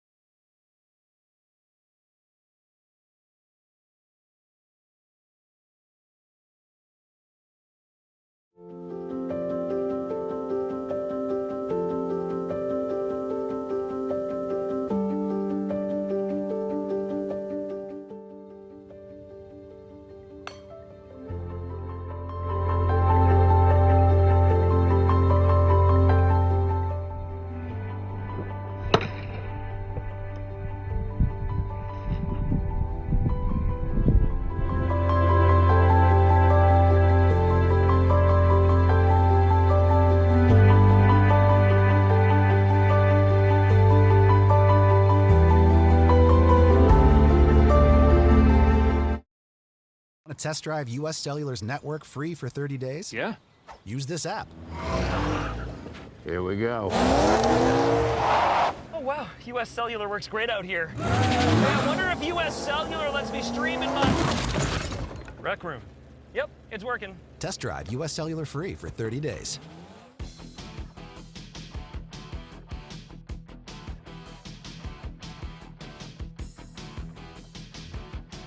So when an athlete walks into Nick Garage Fitness, the one thing we want them to know, phenomenal community. We have the best coaching. We have the best technology. We have the programming that can help them succeed. So whether it's trying to get on JV for the first time, going to that next level on varsity, going from a second string to an all-state player, we have the tools, we have the programming and the coaching in order to take each individual to their next level.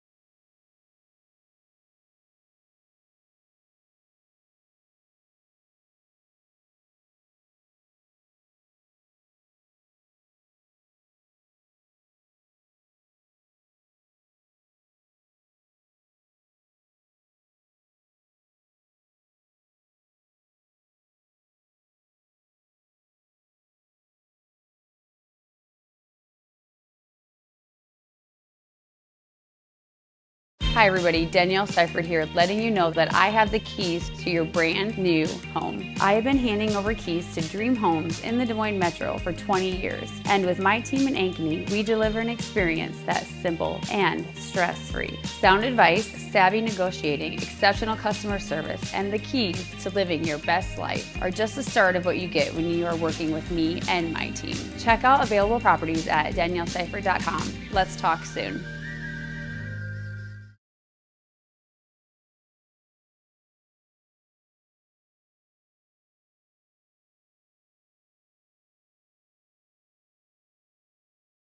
West 40 Market in Uptown Ankeny is your place to shop for the best meats, steaks, brats, jerky, and everything in between. Let us be your one-stop shop for all your favorite cuts, all raised on local Iowa farms. Shopping local never tasted so good.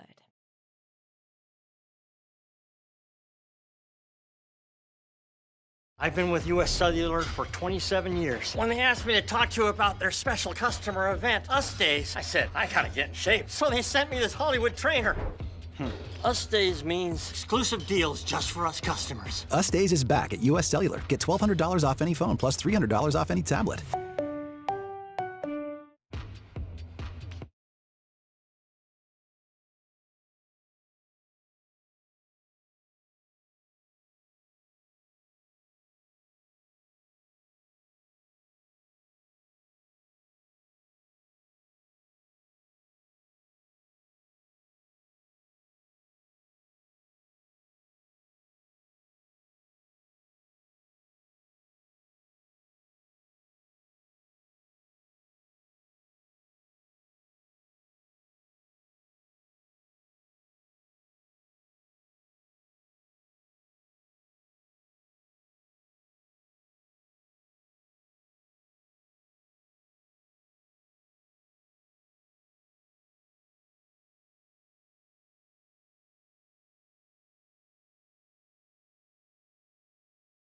Want to test drive US Cellular's network free for 30 days? Yeah. Use this app.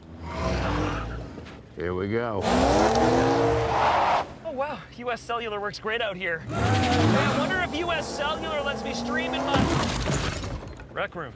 Yep, it's working. Test drive US Cellular free for 30 days.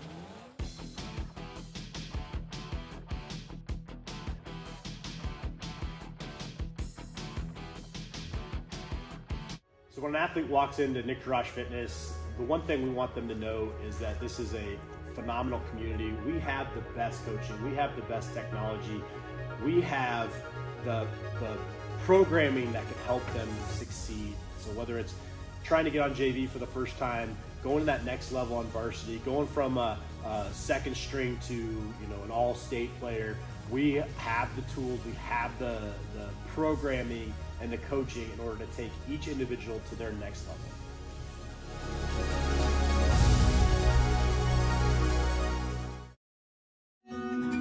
What if you could create memories that would last a lifetime? That would be pretty cool. Well, now you can.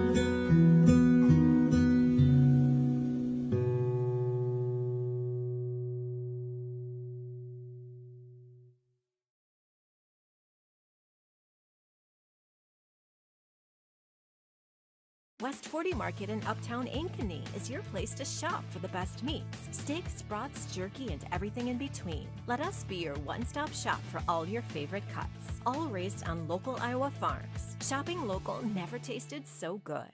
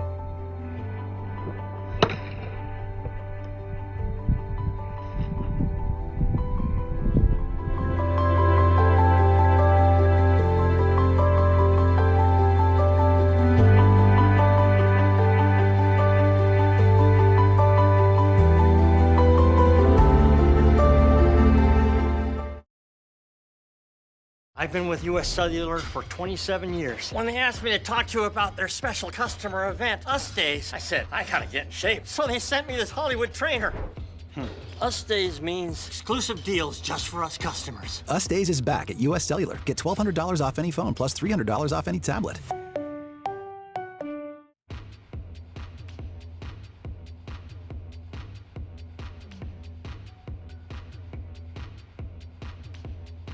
Hi everybody, Danielle Seifert here, letting you know that I have the keys to your brand new home. I have been handing over keys to dream homes in the Des Moines Metro for 20 years. And with my team in Ankeny, we deliver an experience that's simple and stress-free. Sound advice, savvy negotiating, exceptional customer service, and the keys to living your best life are just the start of what you get when you are working with me and my team. Check out available properties at danielleseifert.com. Let's talk soon.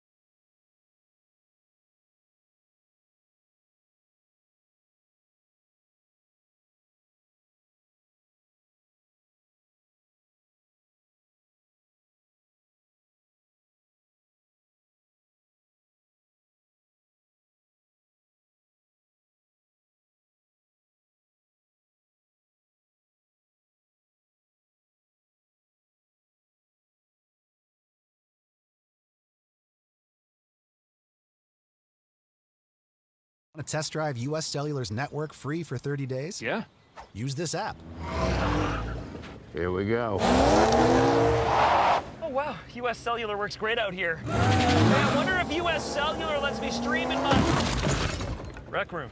Yep, it's working. Test drive US Cellular free for 30 days.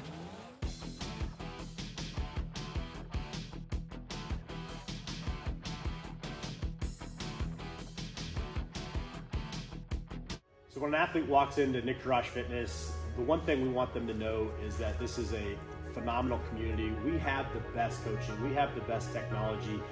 We have the programming that can help them succeed. So whether it's trying to get on JV for the first time, going to that next level on varsity, going from a second string to an all-state player, we have the tools, we have the programming and the coaching in order to take each individual to their next level.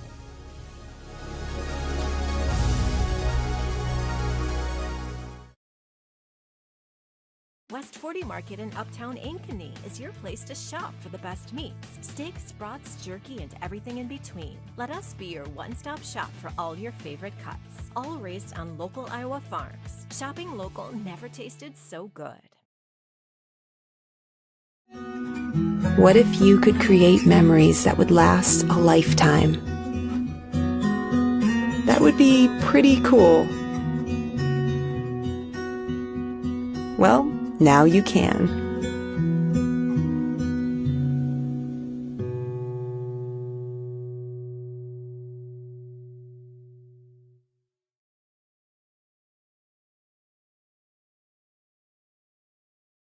Listen up. I devised a plan to find better home internet, guys. Madison, you scout the web for the best deals. Peggy, you monitor our projected data usage. And Ellen... Avoid that hassle and go with US Cellular Home Internet. No more guesswork, and it is faster than ever. US Cellular new and improved home internet. Just $34.99 when bundled with a wireless plan.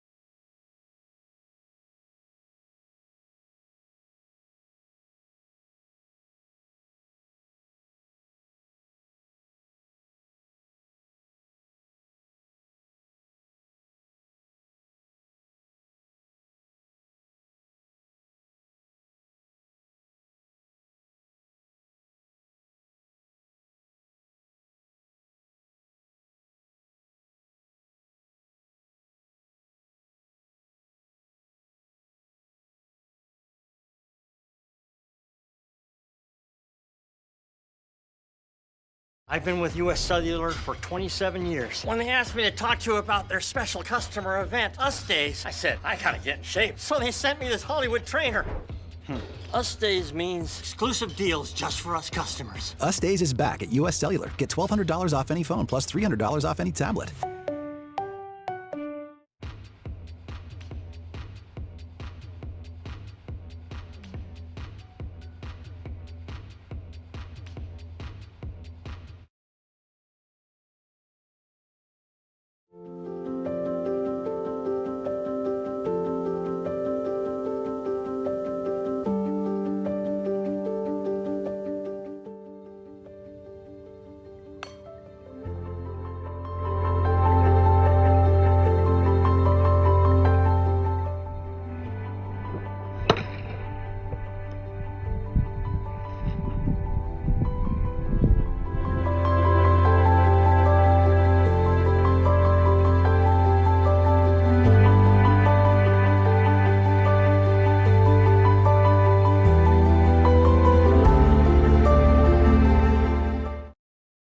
So when an athlete walks into Nick Garage Fitness, the one thing to know is that this is a phenomenal community. We have the best coaching. We have the best technology. We have the programming that can help them succeed. So whether it's trying to get on JV for the first time, going to that next level on varsity, going from a second string to an all-state player, we have the tools, we have the programming and the coaching in order to take each individual to their next level.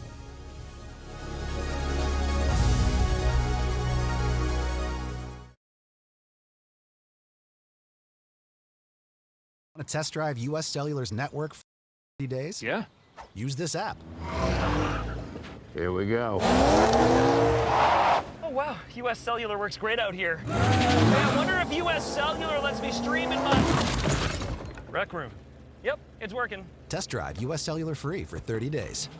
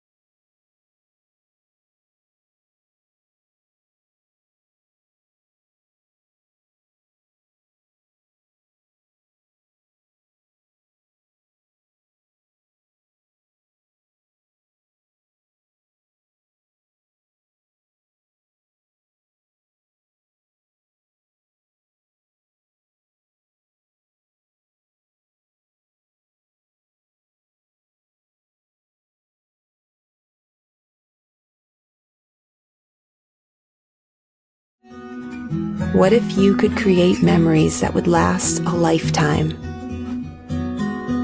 That would be pretty cool.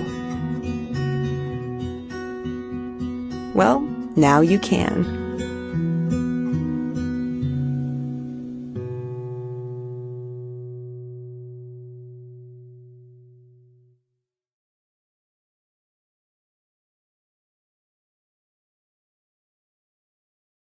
Hi everybody, Danielle Seifert here, letting you know you have the keys to your brand new home. I have been handing over keys to dream homes in the Des Moines Metro for 20 years. And with my team in Ankeny, we deliver an experience that's simple and stress-free. Sound advice, savvy negotiating, exceptional customer service, and the keys to living your best life are just the start of what you get when you are working with me. Properties at danielleseifert.com. Let's talk soon. West 40 Market in Uptown Ankeny is your place to shop for the best meats, steaks, brats, jerky, and everything in between. Let us be your one-stop shop for all your favorite cuts, all raised on local Iowa farms. Shopping local never tasted so good.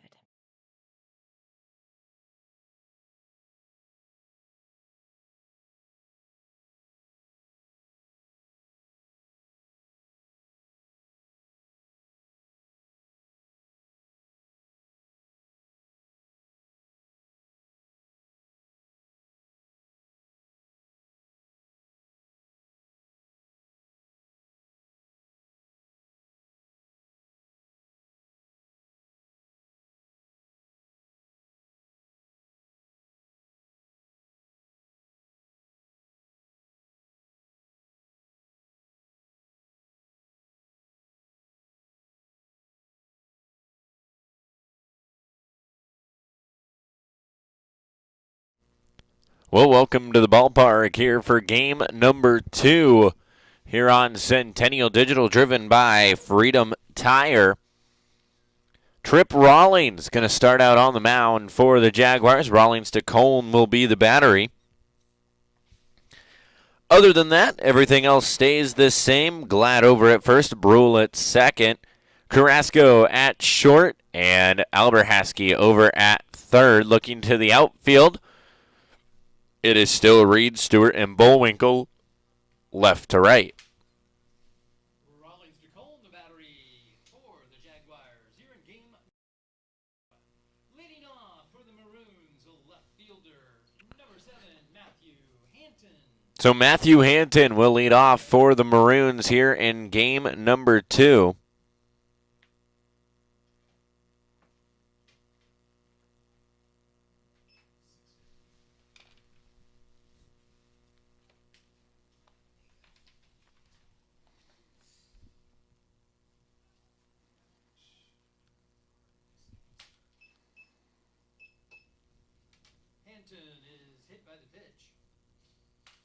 So Hanton will be hit by the pitch.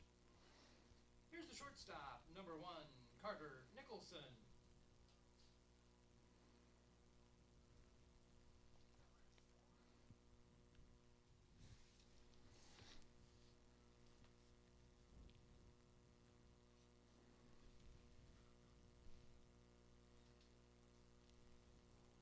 Going to give Hanton some time to recover over on the first base side.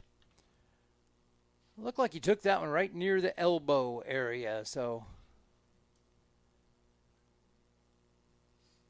if it happened to catch the funny bone, I'm guessing he's thinking there's nothing funny about it.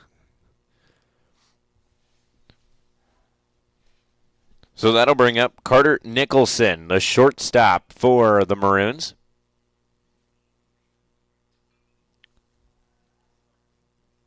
And Nicholson will drop that in for a base hit. Nicholson with a base hit to the right side. That'll bring up Trevor Baumler, the Maroon right fielder. Number 9, Trevor Baumler.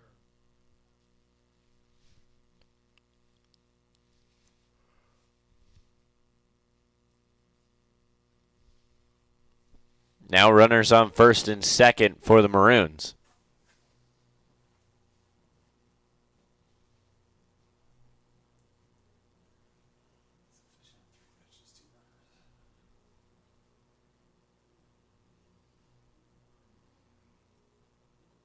That one misses outside.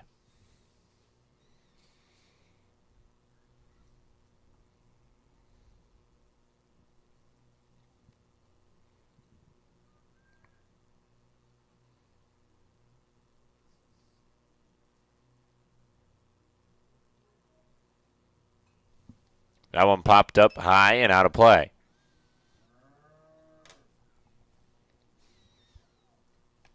Finds the cow pasture out back.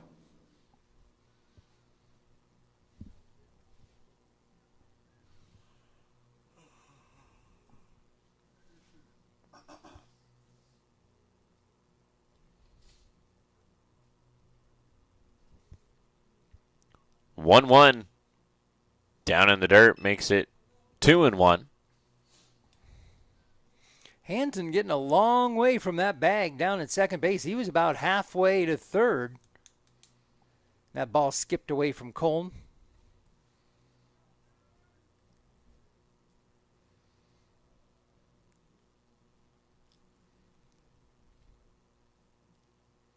Two-one pitch.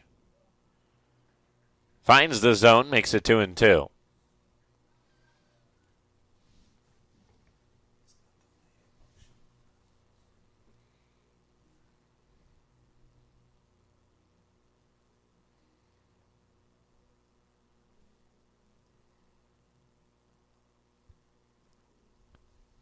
The 2-2 pitch coming from Rawlings to Baumler. Carrasco going to field it, get the force out over. They're not going to get the force out at third. He nonchalanted that one from shortstop, put a big loop on it, and the base runner beat it out.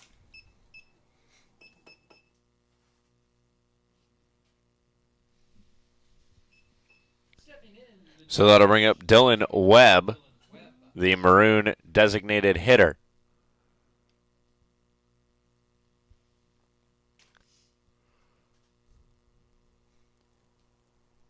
He's way too casual on that one. First pitch misses, makes it 1-0. And we talked about how far Hanton was getting off of second base, so he was over halfway there by the time the ball got to Carrasco.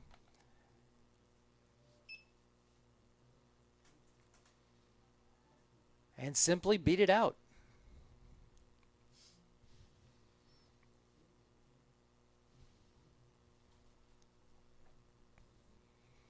Great opportunity for the Maroons here, top of the first. Bases loaded, nobody out.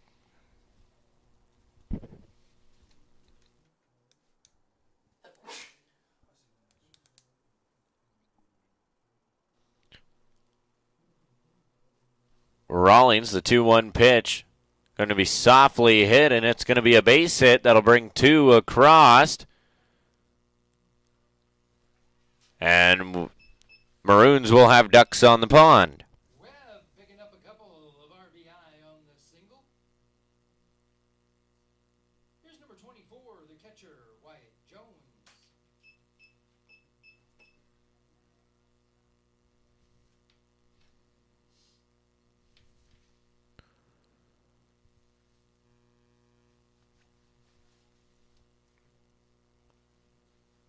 So now the batter, Wyatt Jones. First pitch into Jones, strike one. And the Maroons liking to see Rawlings out there on the mound much more than Oakey. They are way ahead of where they were in game number one. Maroons posting 2 on the board so far. That one's going to miss outside and pop out of the glove of Cole. 2 in, 2 on, nobody out.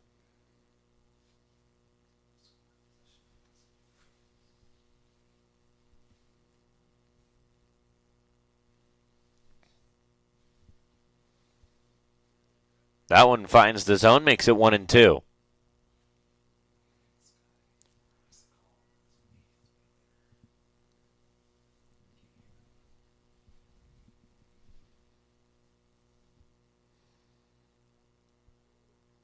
That one misses, makes it 2-2.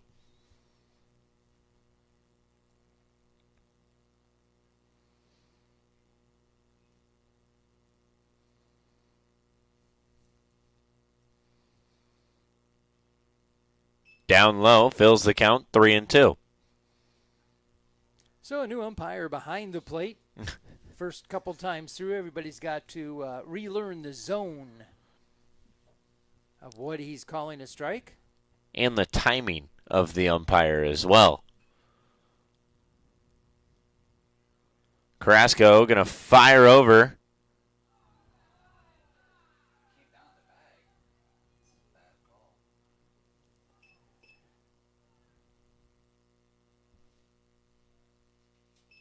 So now a discussion between umpires. Looked to me like Glatt came back down on the bag with that one.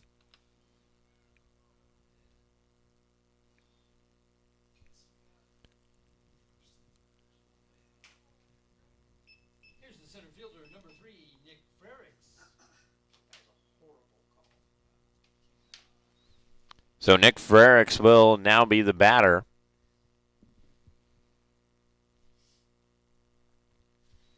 And a courtesy runner in for the Maroons. Number 4, Thomas Hegerich, excuse me. Hegerich running for the Maroons.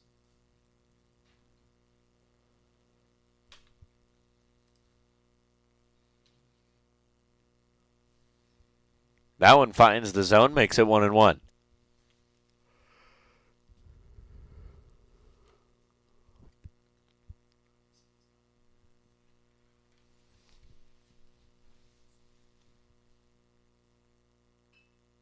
Softly hit to Carrasco. Carrasco flips it to Brule. Not going to be able to get it over to first, but it's going to be one away as a run comes across.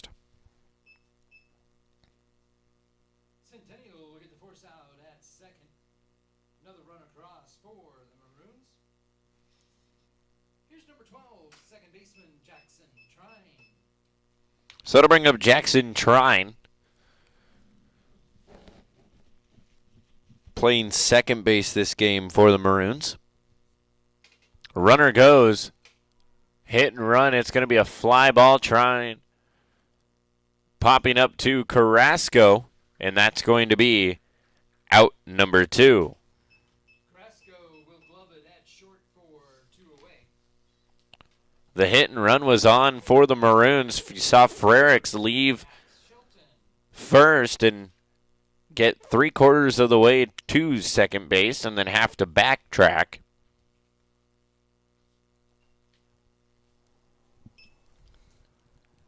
That one's going to be fouled as close to the net as you can get. So Dowling off to a quick start here in game number 2. Before you can blink, they've put 4 on the board.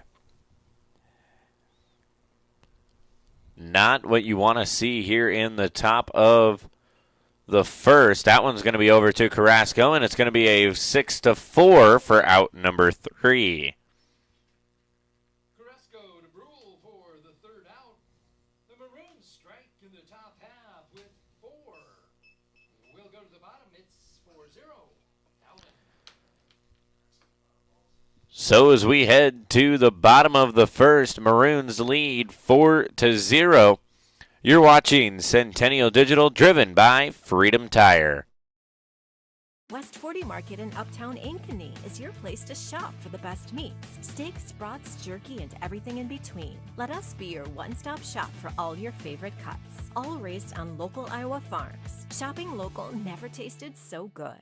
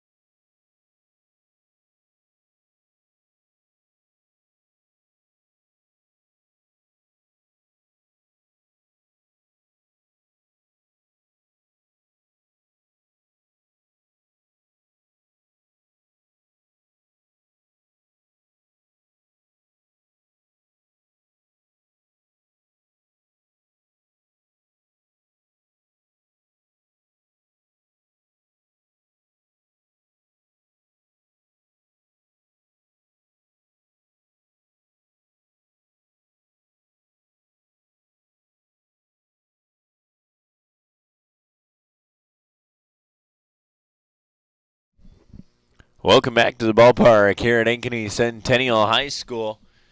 It is Jaguars and Maroons, game number 2. Jaguars taking game 1, 10-0 through 5. And we head into game number 2. Leading off for the Jaguars is Jonathan Carrasco. Nothing new there.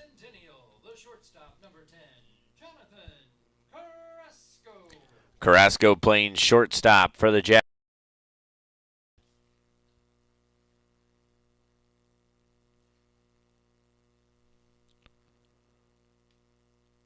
That one finds the zone.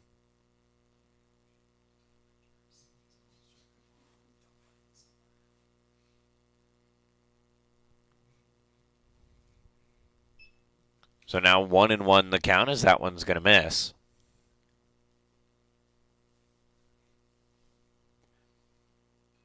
Carrasco swings at that one, sends it up high.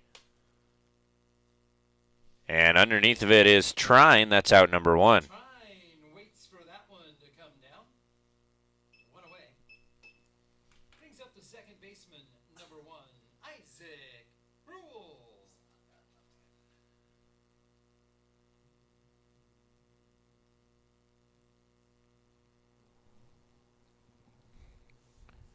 So Brule batting from the right side with a right-handed pitcher. That one misses. Ball 1.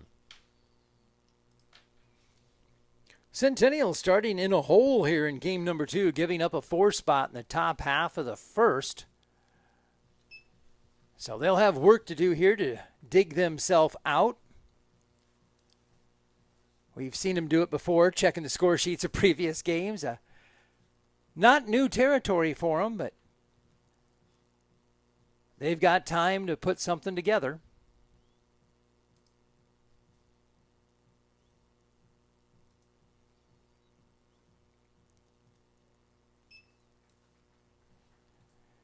Sounds like they've opened up a disco next door at the girls' game. I believe that's Please Don't Stop the Music over there. But yes, it does sound very disco-y. Thumping beat going to it. Can't see if they've turned on the disco ball.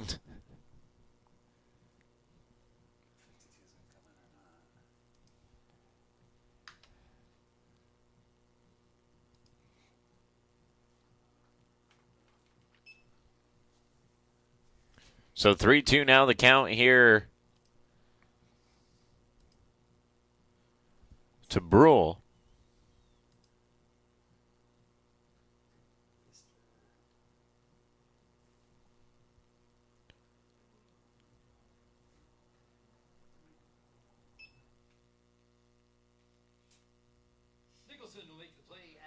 And Brule will be called out. So it's Nicholson to Shelton for out number 2.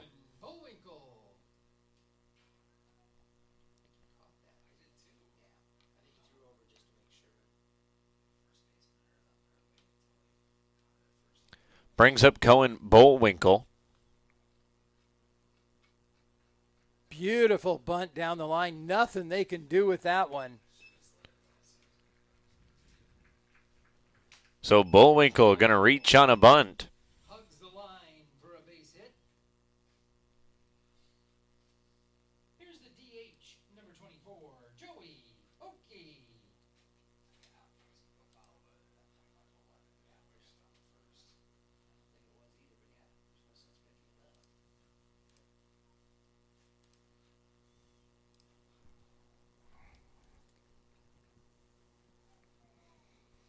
Well, there you go, Cade. They've broken up the no-hitter. Now it's just going to get some runs.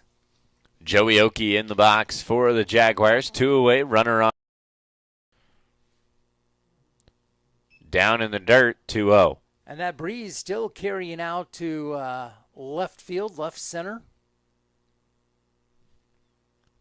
Frericks playing pretty straight up there in center field. Shaded just a couple of steps into the right field side.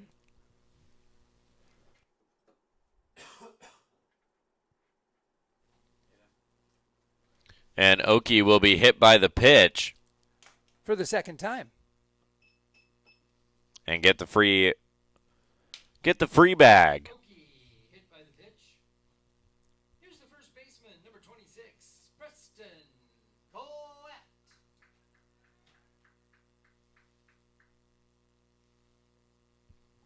Well, opportunity here for Glatt. We saw him launch one the other night without the wind.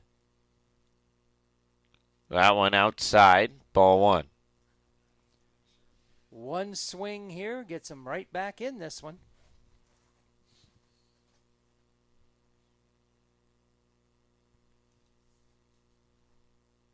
The 1-0 pitch. Down low, makes it 2-0. And this is such a big ballpark, normally not really part of the discussion, but that breeze blowing out increases the odds tonight. And Dowling seeing something they don't like. Visit to the mound coming up. Yeah, you mentioned this not a small ballpark by any means. Playing here is, well, exactly like playing at Principal Park, the sister field to both sides of town here in Ankeny. Unfortunately, now that the state tournament is not at Principal Park, there is no advantage to playing at a field identical to Principal Park. Yeah, kind of the thinking behind that. If you're playing in that park all year long, you don't have to feel strange when you move into it for the state tournament. Well, the only thing strange about it is having the boxes out in left field and a lot more seats around you. Surroundings are certainly a little different. 3-0 pitch to Glatt, and that's going to find the zone, make it 3-1. Is that where you get the tape measure out, you measure down first baseline and say it's same as our gym back at Hickory? Looks bigger, but it's the same. I'm sure that's a movie reference that I'm not getting. That is from Hoosiers. So Glatt will get the base on balls. Free pass for Glatt. Here is the third baseman, number 2, Emerson.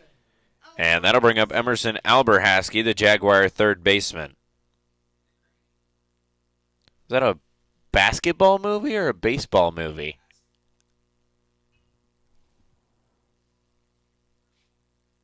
Alberhaski going to send that one to Barrett, and that'll take care of out number 3.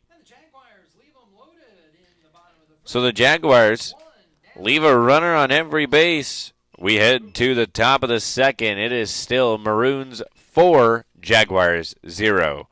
You're watching Centennial Digital, driven by Freedom Tire. What if you could create memories that would last a lifetime? That would be pretty cool. Well, now you can.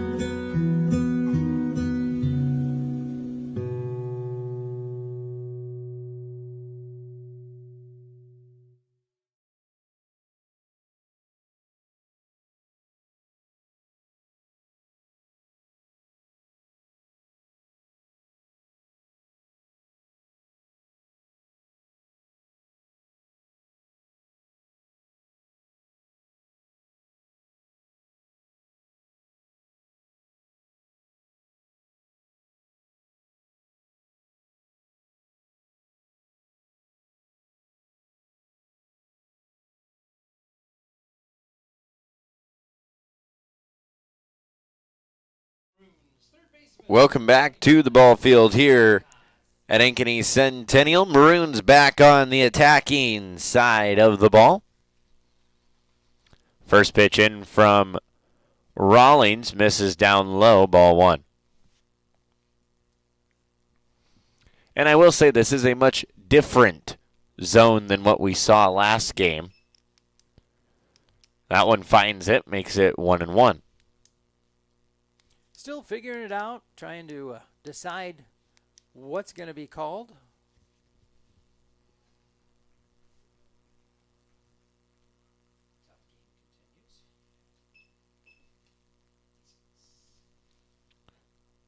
And a error from Carrasco will put Nejas on second.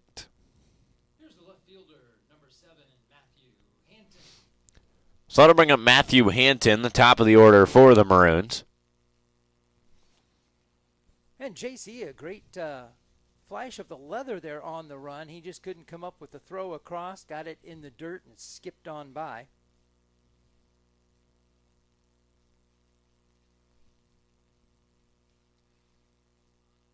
Bunt shown. Rawlings fires over to first, and that's out number one. So the sack bunt moves the runner over to third.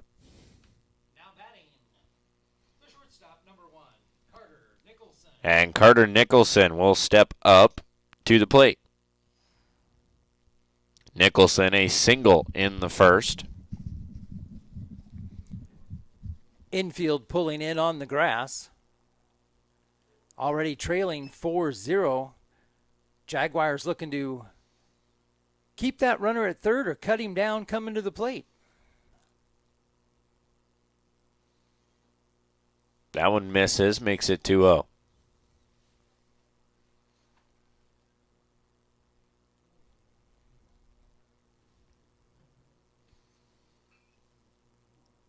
Rawlings tries to grab that one as it comes right back up the middle, but it's going to be a base hit for Nicholson. That'll drive one across for the Maroons.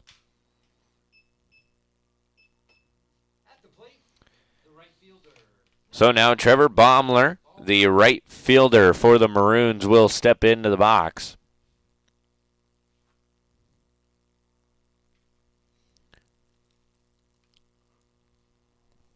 And nothing Jaguar defense could do about that one, just right up across the mound and out into center field.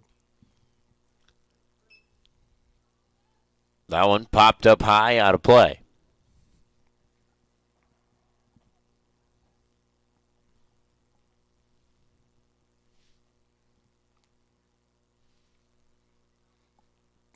Oh, 1 the count here to Baumler.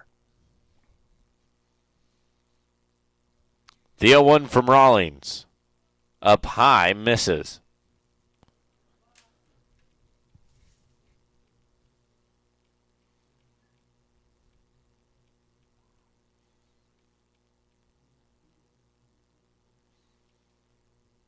Rawlings trying the quick move over to first.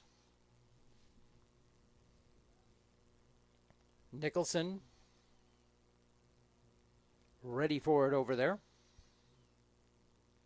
And Rawlings looks like a natural slide step pitch from Rawlings.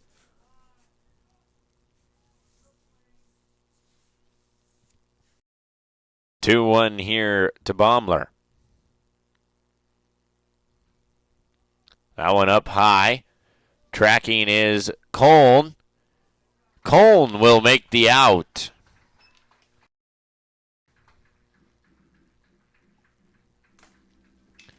So that'll put two away. Stays with that one for 2 away. Here's number 23, the DH. So that'll bring up Dylan Webb.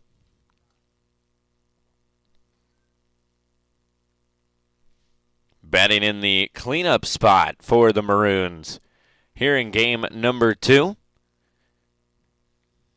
DHing for the pitcher, Jack Barrett. See, I was so impressed with the play, Kate, I forgot to turn myself down before giving credit.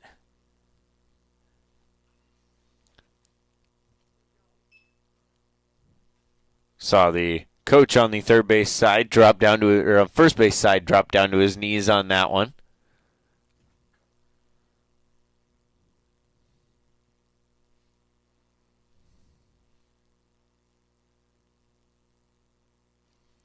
Oh, 2. Throw down from Coln. Would have had him if the ball stayed in the glove, but well, it wasn't an intentional pitch out, but it worked just like it was, being high and away. Colton able to come up and grab and throw all in one motion. So 1-2 will be the count. Unfortunately, didn't work out for the Jags. Nicholson over on second now. And a big hack from Webb. That's going to be out number 3. So we head to the bottom of the second. Maroons hang up one more. We are now 5-0 Maroons. You're watching Centennial Digital, driven by Freedom Tire. Listen up. I devised a plan to find better home internet, guys. Madison, you scout the web for the best deals. Peggy, you monitor our projected data usage. And Ellen... Avoid that hassle and go with U.S. Cellular Home Internet. No more guesswork, and it is faster than ever. U.S. Cellular new and improved home internet. Just $34.99 when bundled with a wireless plan.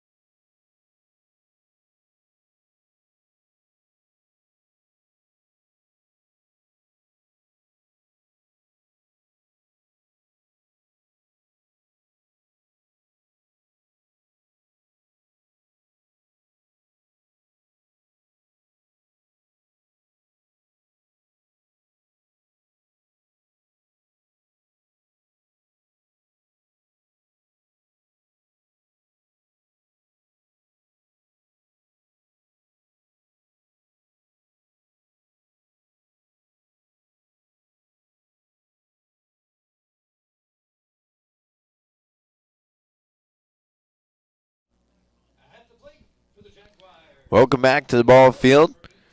And we'll step into the box for the Jaguars.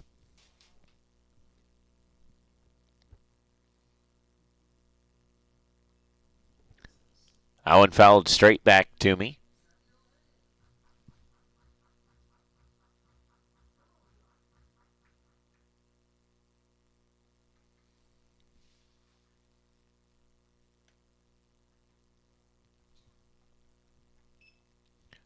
That one makes it 0-2.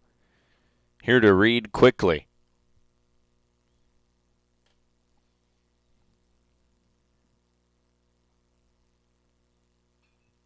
Reed going to put the bat on that one, but it's going to go straight to Frericks, and that's going to be out number 1.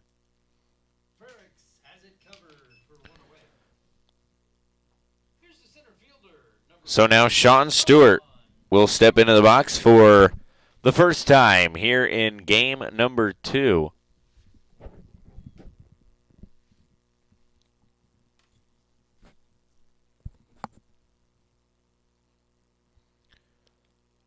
Stewart off the hands.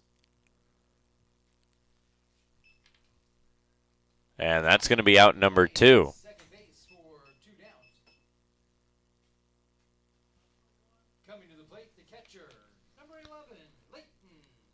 So now Leighton Coln will step into the box.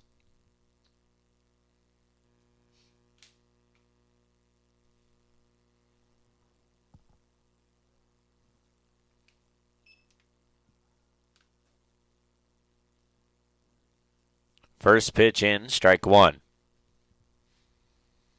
The 0-1 pitch. Colton swings on it, going to drop that one in for a single over Nicholson's head. Colton will fist it into left field for a hit.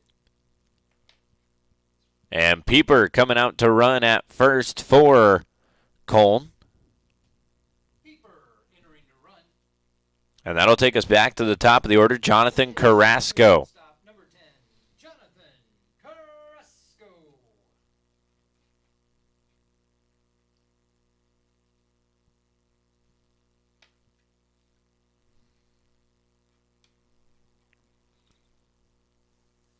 The 0-0 pitch to Carrasco misses, or finds it, strike 1.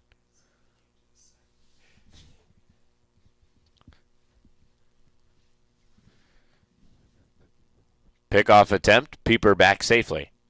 Very deliberate delayed call from our home plate umpire. Got to count to about 3, and then if he hasn't moved, it's a ball. Peeper goes.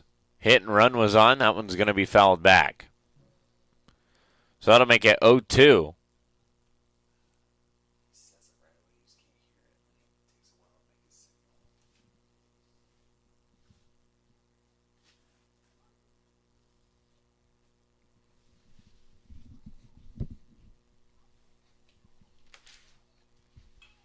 Carrasco going to send that one up the middle. That's going to be another base hit.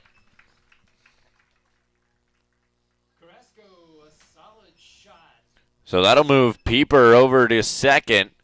And now we see Isaac Brule getting ready to step in for the Jaguars. Brule going to bat from the right side once again.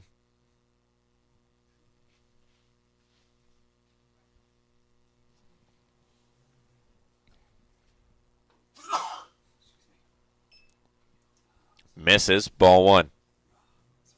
Well, the Jaguars' little sign of life here in the bottom of the second. Couple of runners on. That's the good news. The bad news is they're 2 away. Continue to hammer that spot. And Brule drops one in there, too. One run comes across. Carrasco ends up over at third.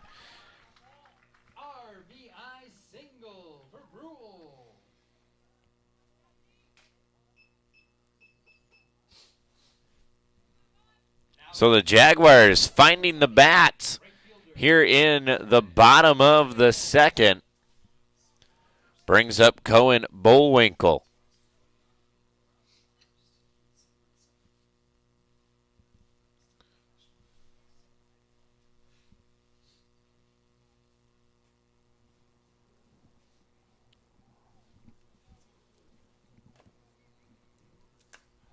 Pick off. So Centennial stringing 3 singles together to plate their first run here in game number 2. Jaguars on the corners. Fake throw down to second from the Maroons.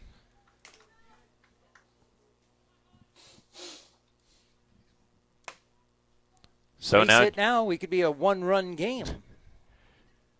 Now Jaguars on the prowl, runners on second and third. The 0-1 to Bullwinkle, popped up. Settling under it is going to be Frericks, and that's going to be out number 3. So the Jaguars will strand 2, excuse me. And hang up 1 on the board. We head to the top of the third. Your score is now 5-1 Maroons. So when an athlete walks into Nick Rush Fitness, the one thing we want them to know is that this is a phenomenal community. We have the best coaching. We have the best technology. We have the programming that can help them succeed. So whether it's trying to get on JV for the first time, going to that next level on varsity, going from a second string to an all-state player, we have the tools, we have the programming and the coaching in order to take each individual to their next level.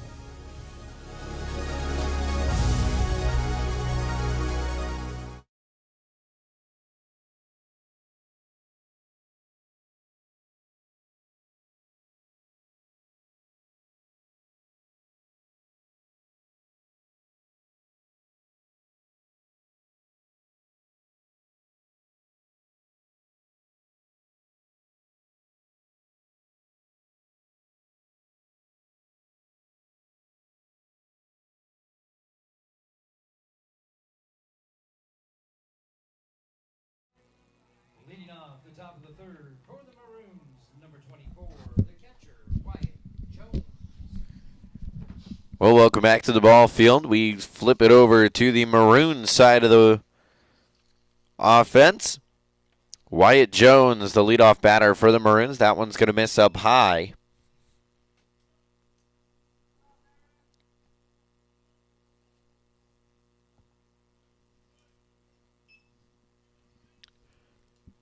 With Centennial getting on the board in the bottom of the second, their chance here to hang on to the little bit of momentum they got going there if they can set the Maroons down, get back into the dugout, and grab the sticks.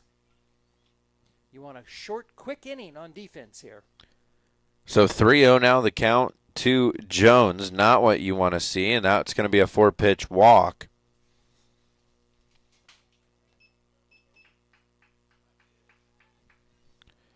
And here comes Coach High to have a meeting with Rawlings out on the mound. The rest of the infield coming in.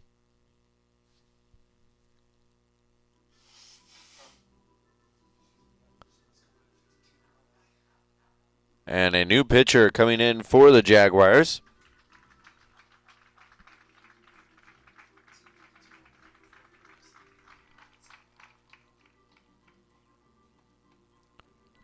So that'll be number 52, Colton Arndt.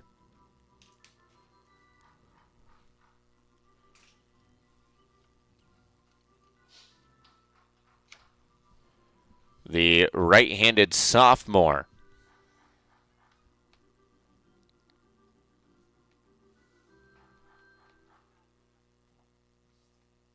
Now pitching for the Jaguars, number 52, Colton Arndt.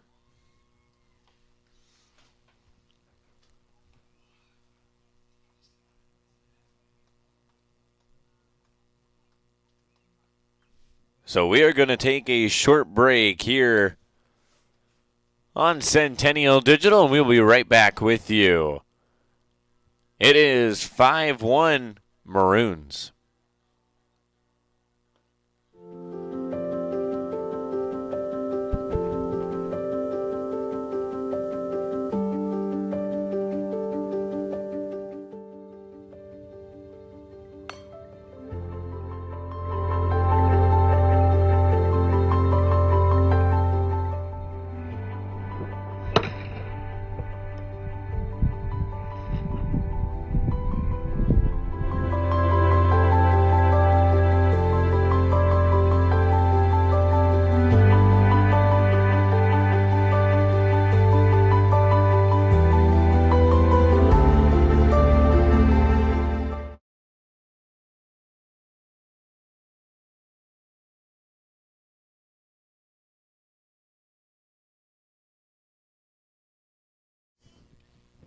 Welcome back to the ball field.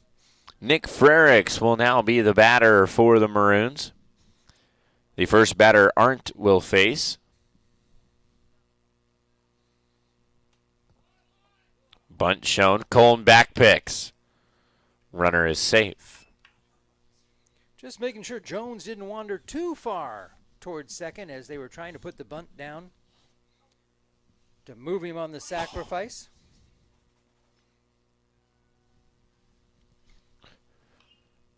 That one's going to be a swinging bunt and called dead ball.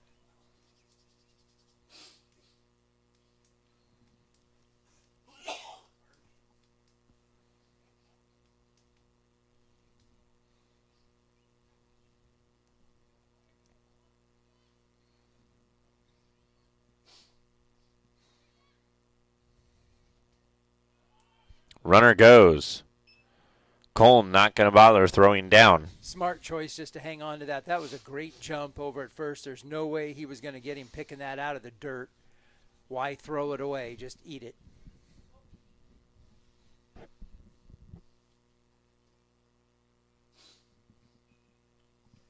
So now 1-2. The count here to Frericks.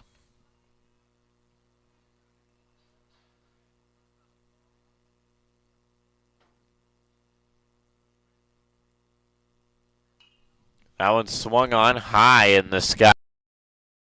Bullwinkle calls everybody off, and that's going to be out number one. Bullwinkle coming in to make the grab for one away. So to bring up the second baseman, Jackson Trine. Here's number 12, second base, Jackson Trine.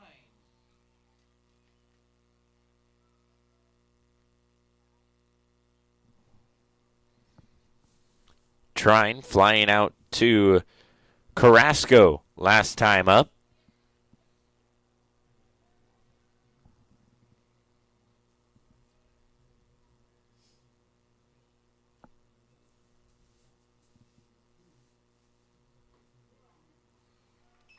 Finds the outside portion of the zone. Makes it 0-1.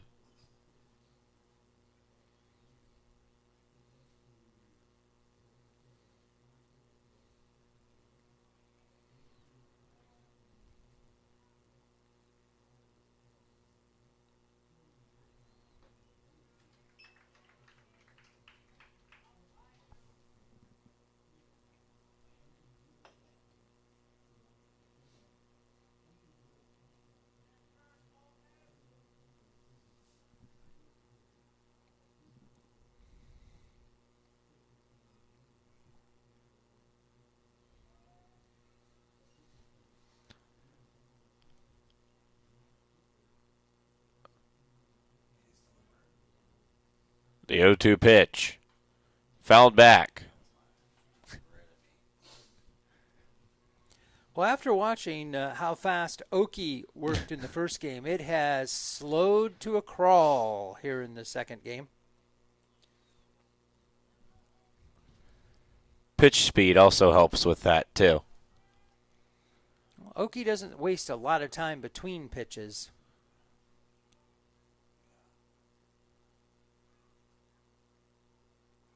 And I would imagine we'll see more of that if Arndt continues to look 3 times at the base runner before delivering. You're going to see a lot more hitters stepping out.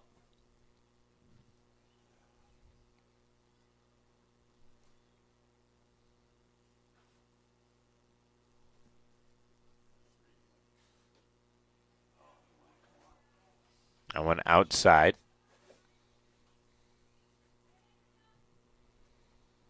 Umpire saying Trine was able to check the swing.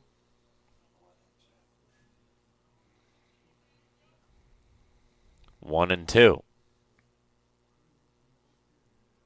Arndt looking in.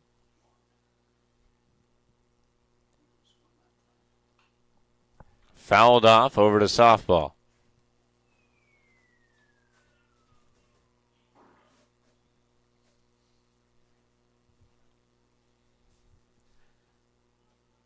Arndt breaking the pattern. They're only 1 check of the runner instead of the 3 he's been doing.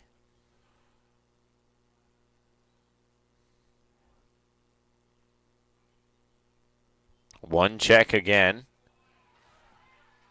And that's going to be a base hit for Trine. As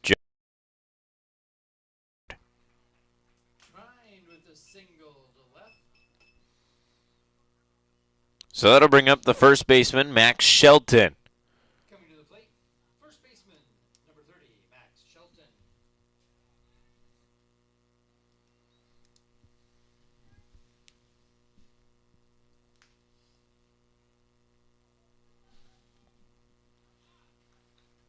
Third base coach throwing up the stop sign down there.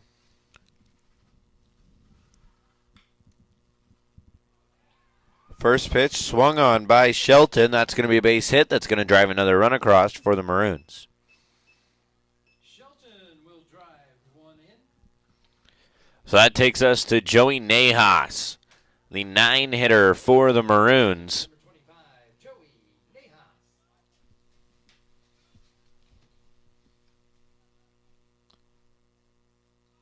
And the Jaguars winning the first game by a convincing margin. This one kind of looking the other way around. The Maroons jumping all over Jaguar pitching here in Game 2 so far.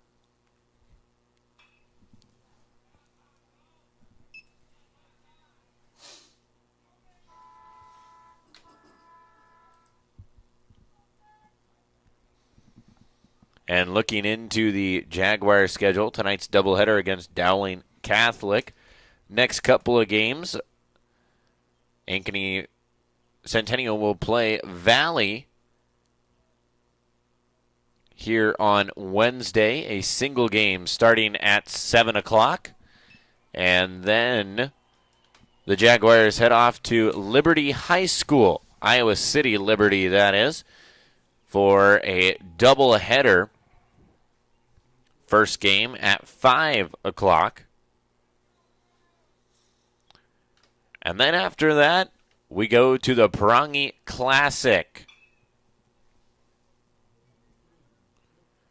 as that one sent foul by Nejas. Dropping in a spot where no Jaguar could get to it. So falls harmlessly for a foul ball. So the Jaguars' first game of the Prongy Classic set for 4:45 first pitch on Friday.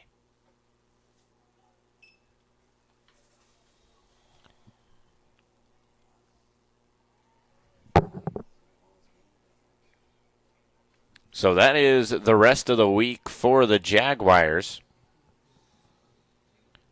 Wednesday, we're back against Valley. Thursday, they head off to Iowa City Liberty. And Friday, we start the Prongy Classic. And Arndt will hang the K. Arndt will get the strikeout for 2 down. Brings up the left fielder, number 7, Matthew Hanton. So now Matthew Hanton, the left fielder. And top of the order will step into the box.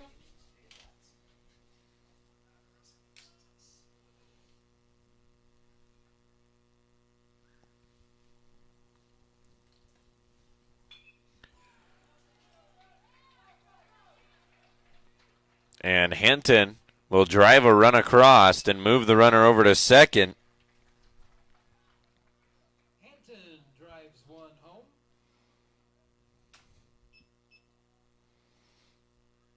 That'll bring up number 1, the shortstop, Carter Nicholson. So Carter Nicholson will be the batter now for the Maroons. Game 2 definitely not starting as a recipe for success here for the Jaguars. Just struggling to find the groove in pitching. Centennial getting 1 back in the bottom of the second, and then has turned around so far, given up 2 in the top of the third. Just started to get a little something cooking and see it go the other way.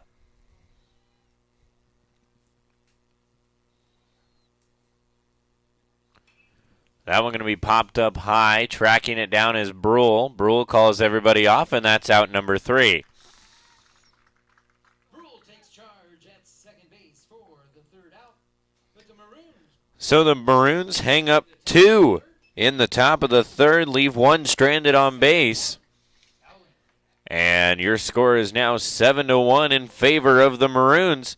We are going to be right back. You're watching Centennial Digital, driven by Freedom Tire. Want to test drive U.S. Cellular's network free for 30 days? Yeah. Use this app. Here we go. Oh, wow. U.S. Cellular works great out here. Hey, I wonder if U.S. Cellular lets me stream in my rec room. Yep, it's working. Test drive U.S. Cellular free for 30 days.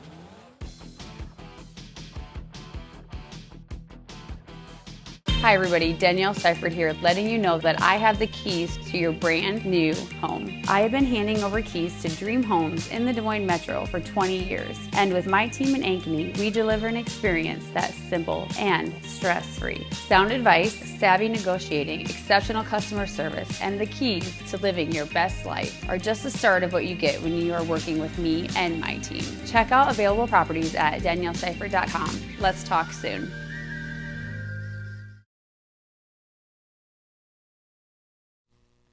Welcome back to the ball field here at Ankeny Centennial. Dowling leads 7-1. And Joey Oakey will be the first batter for the Jaguars.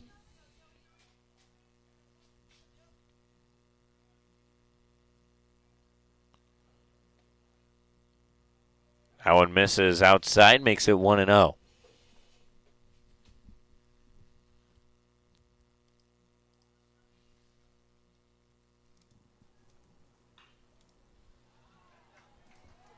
Oakey going to drop that one hop to the wall. Oakey charging for 2. And that may be just what the Jaguars needed Oki dropping a stand-up double into left field.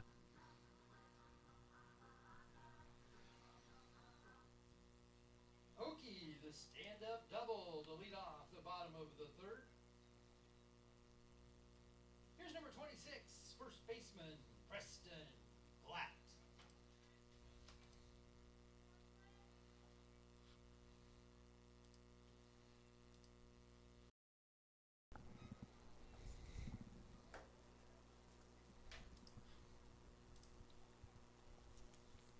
So now Preston Glatt will step into the box for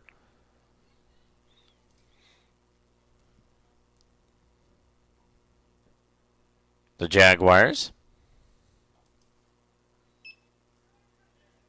Glad upset with himself on that one. Went after one up just a bit.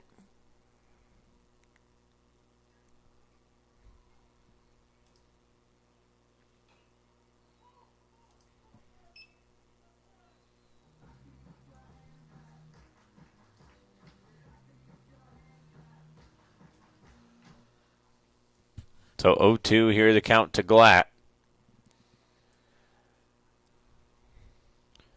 Over on the softball side, softball into their second game. Bottom of the third, Jaguars lead 3-2.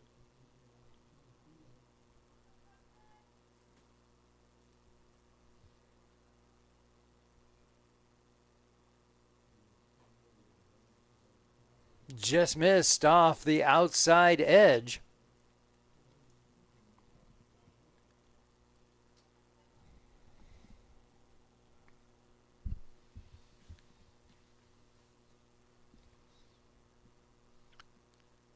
One, two swung on, and that's going to be a K for Barrett. Barrett with the strikeout for one away. Here's the third baseman, number 2, Emerson Alberhasky.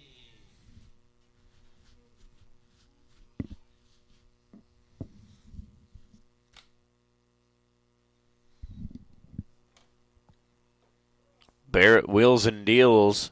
First pitch in, strike one.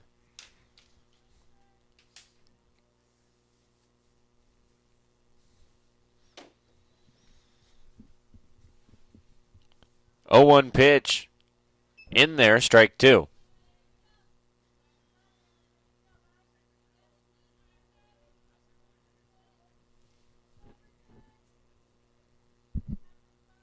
Alberhasky has to go into protect mode now.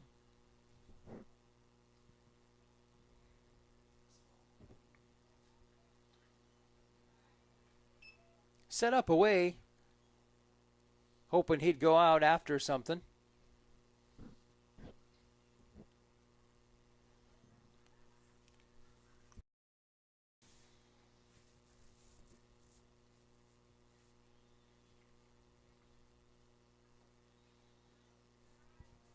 Jones trying to pull that one back across the plate, framing it up. Count evens out, 2-2.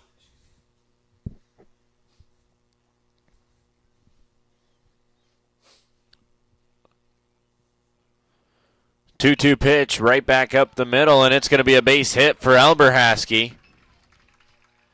That's going to drive Oki across, and Jaguars will hang another one up on the board.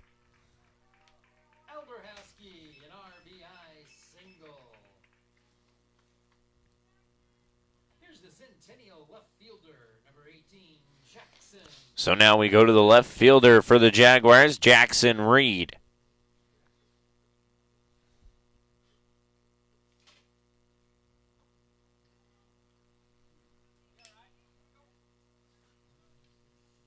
First pitch, strike one.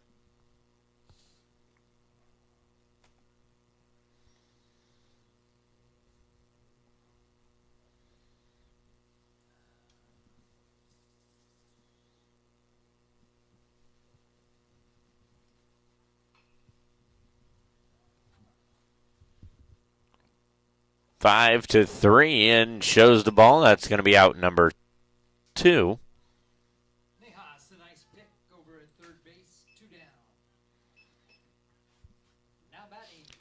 So to bring up Sean Stewart, the Jaguar left fielder.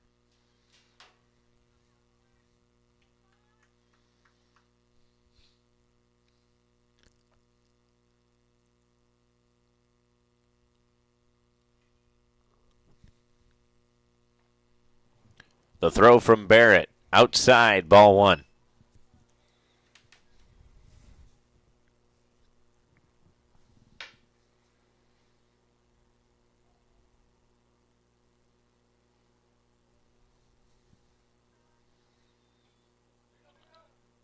Ball gets past Jones, and Alberhaski finds his way over to third.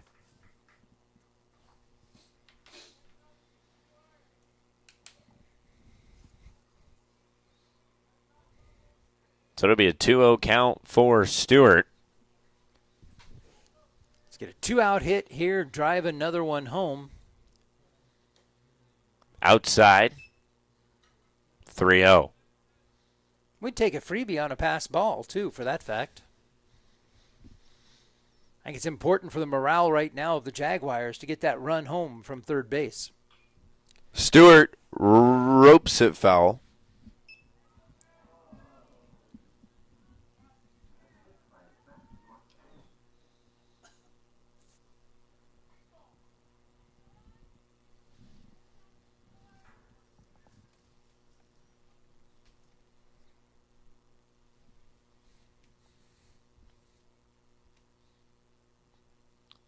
They're 3-1, excuse me. That's going to be outside, ball four. Free pass for Stewart. Brings up the catcher. So now we go to the bottom of the order. The man who started it all for the Jaguars, Leighton Colm.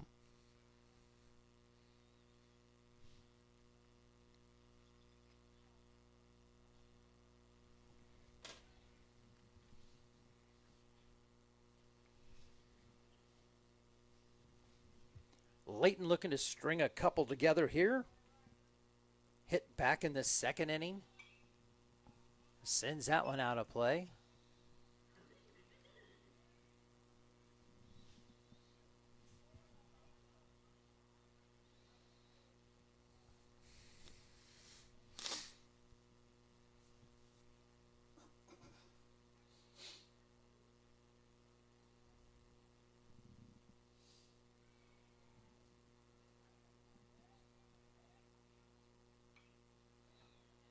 Nice breaking pitch there.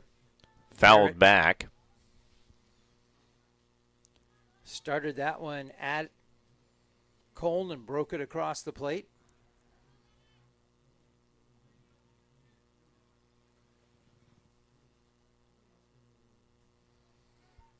Pick off over to first.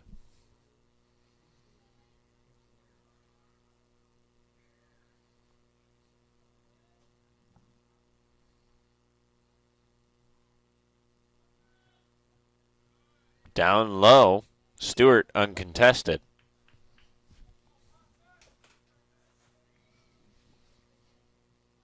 So now Jaguars on the prowl.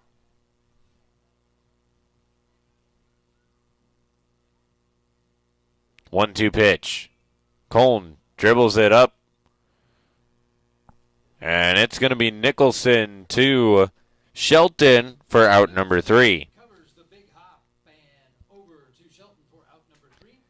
So we head to the top of the fourth. Jaguars strand 2 on base, drive 1 across, and make the score 7-2. You're watching Centennial Digital, driven by Freedom Tire. Listen up. I devised a plan to find better home internet, guys. Madison, you scout the web for the best deals. Peggy, you monitor our projected data usage. And Ellen... Avoid that hassle and go with U.S. Cellular Home Internet. No more guesswork, and it is faster than ever. U.S. Cellular new and improved home internet. Just $34.99 when bundled with a wireless plan. So when an athlete walks into Nick Rush Fitness, the one thing we want them to know is that this is a phenomenal community. We have the best coaching. We have the best technology. We have the programming that can help them succeed. So whether it's trying to get on JV for the first time, going to that next level on varsity, going from a second string to an all-state player. We have the tools, we have the programming and the coaching in order to take each individual to their next level.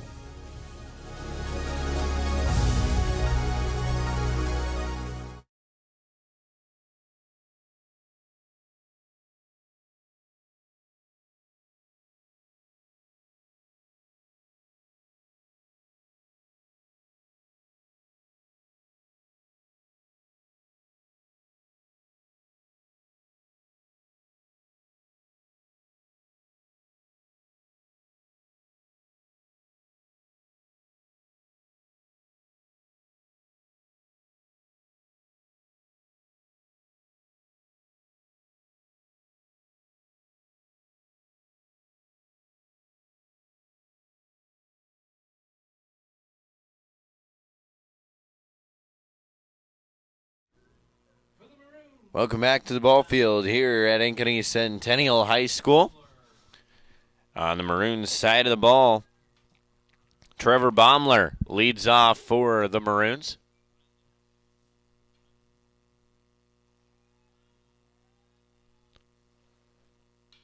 First pitch swung on. That's going to be to the wall. That's going to be a stand-up double for Baumler. And another pitching change for the Jaguars in between innings. Carter Smalley now on the mound for the Jaguars. That's a rude way to greet a new pitcher. Doubled off the base of the fence out in left center field.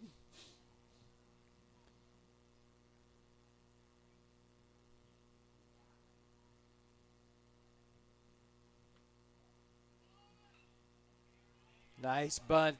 That'll go as a hit. And that'll go down as a base hit for Webb. Move the runner over to third, get him on to first.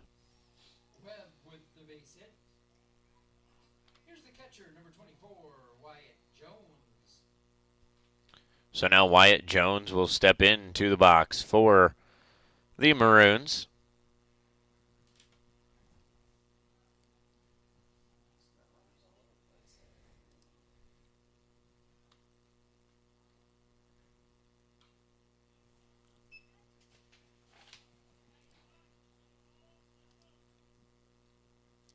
Centennial picking up one in the bottom of the third and already 2 on, nobody out here in the top of the fourth. So Jaguars just can't put their thumb in the hole and stop the leaking. The 0-1 pitch from Smalley. Nice scoop down there. Brule with the backhand.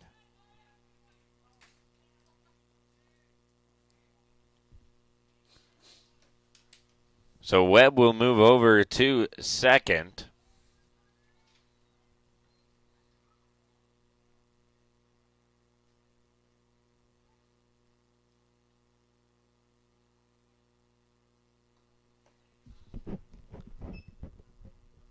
Smalley misses with that one, makes it 1-2.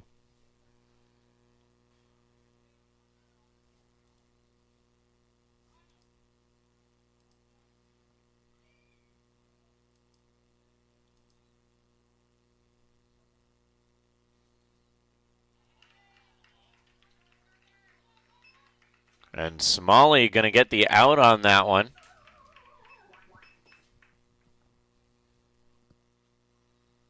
To put one away. At the plate number 3, center fielder Nick Frericks. So Nick Frericks now steps up to the dish for the Maroons.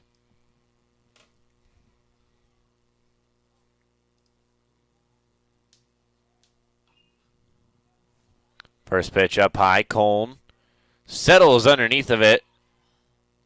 That one's going to drop fair and load the bases for the Jaguars, or for the Maroons, excuse me.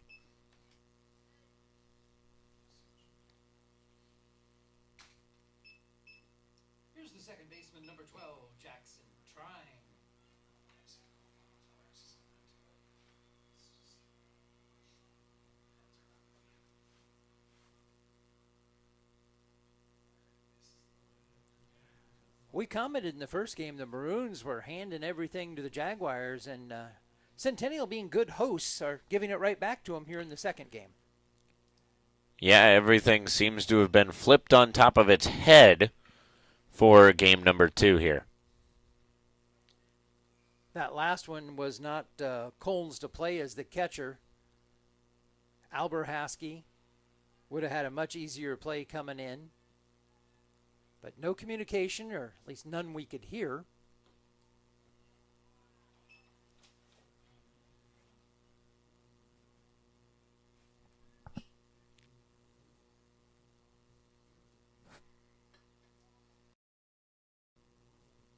Bases loaded, just one away.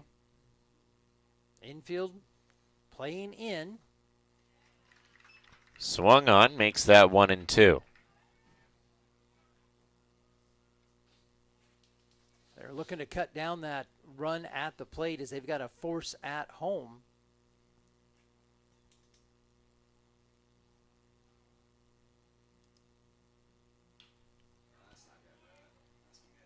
And that one is going to be settled underneath by Reed, but another run comes across.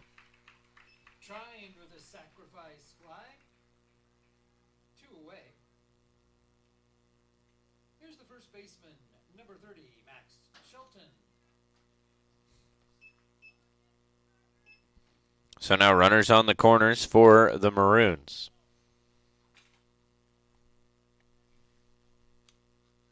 Max Shelton coming into today, 167 batting average.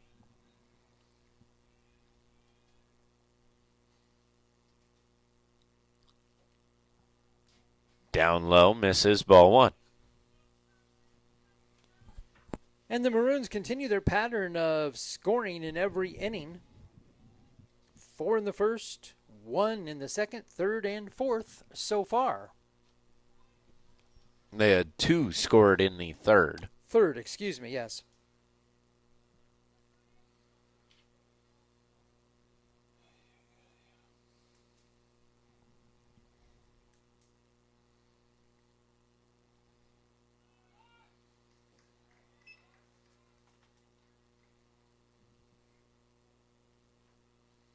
So that one will be a swinging strike, evens the count out 1-1.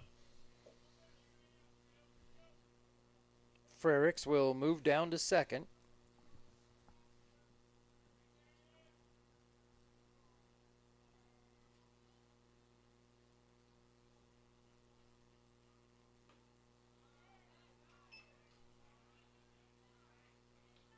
A little too far inside.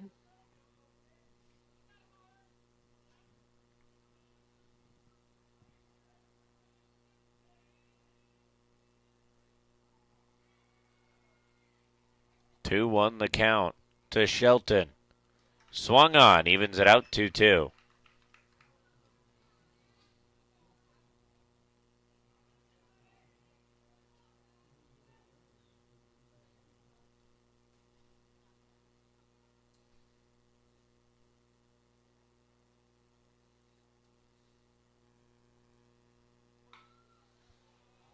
That one going to be roped into right field. And 2 runs will come across for the Maroons.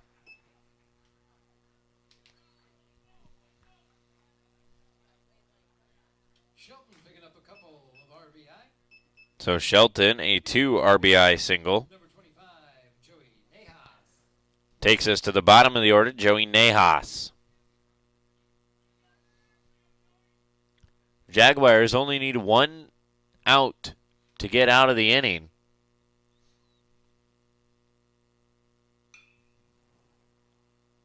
And there we're going to get it, a fielder's choice 6-4.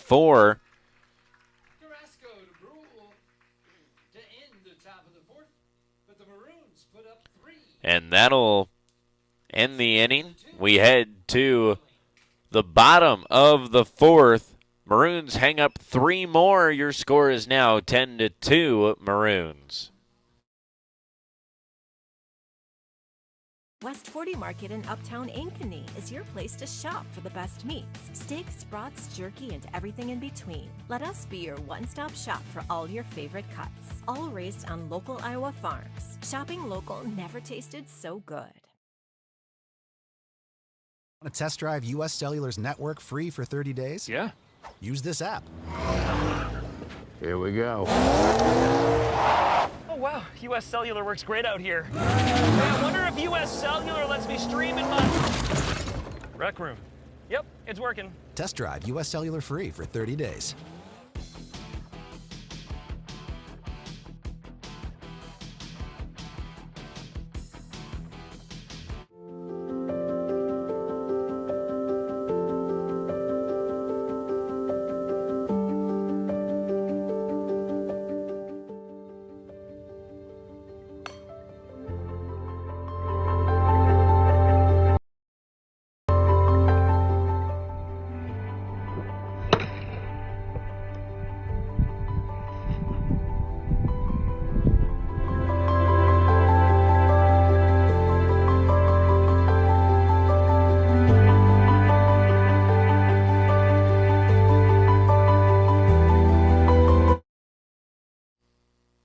Welcome back to the ball field. Jonathan Carrasco in the box for the Jaguars. First pitch in there, strike one.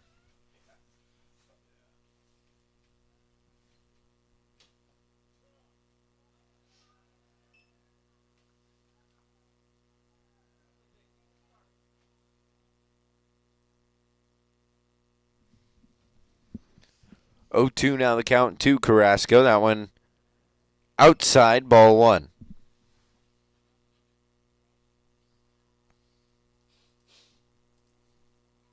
Barrett, number 6, has gone the whole way here for the Maroons.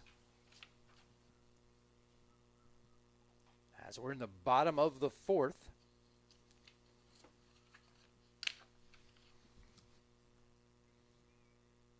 Centennial needs to find something to light a fire. And That Carrasco will get struck out looking. Barrett with the strikeout for one away. Here's number 1, second baseman. Brings up Isaac Brule.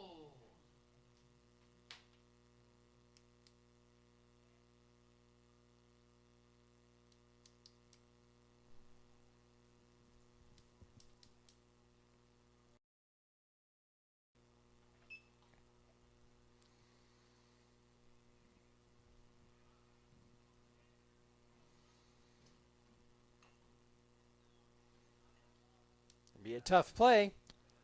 Brule speed. A swinging bunt from Brewer to first, along with the speed.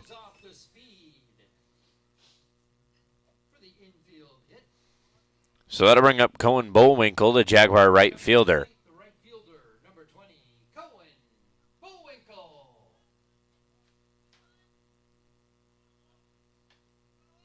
Bullwinkle bats left, throws right.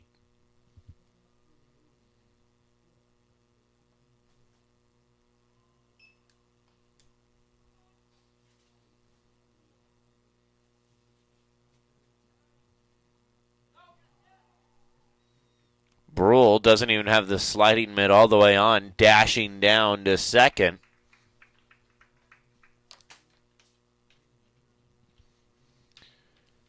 And the Jaguars just seem to be slowly chipping away, or trying to, ever so slightly.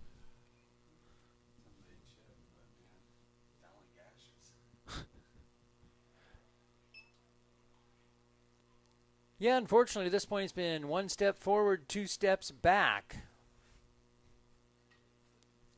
And they're running out of innings here. We're in the bottom of the fourth.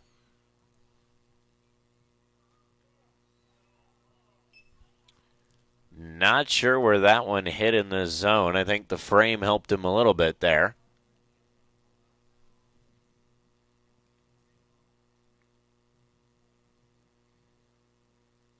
One, two. The count to Bullwinkle, pickoff attempt.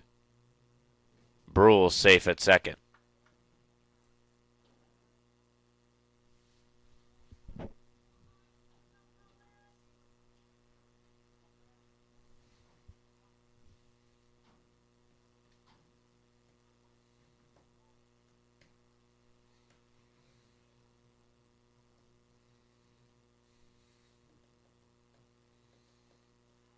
outside, 2-2.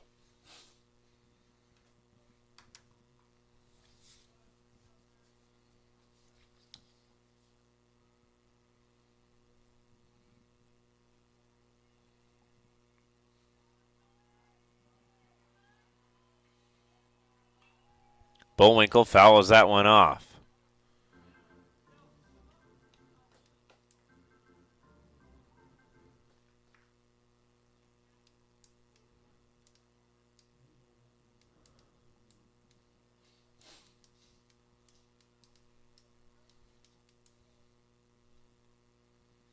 Two-two pitch. Inside, 3-2.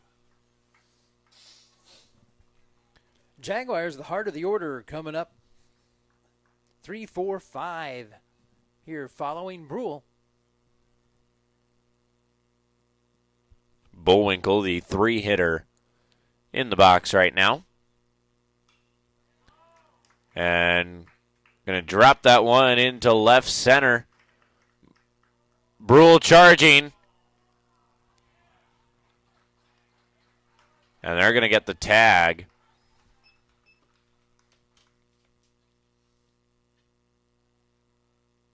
Maroons will cut down the runner at the plate. 2 away. Bullwinkle safe over at first. So now Joey Oki with 2 away.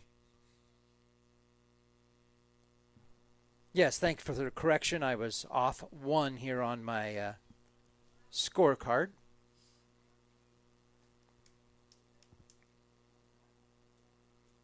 Oki swings at the first pitch, strike 1. Even though I had Brule circled as the second out, or on second, that is, rather, I had him at the plate as well. Oki. Great catch. Gets one that's dropped into Frerich's glove.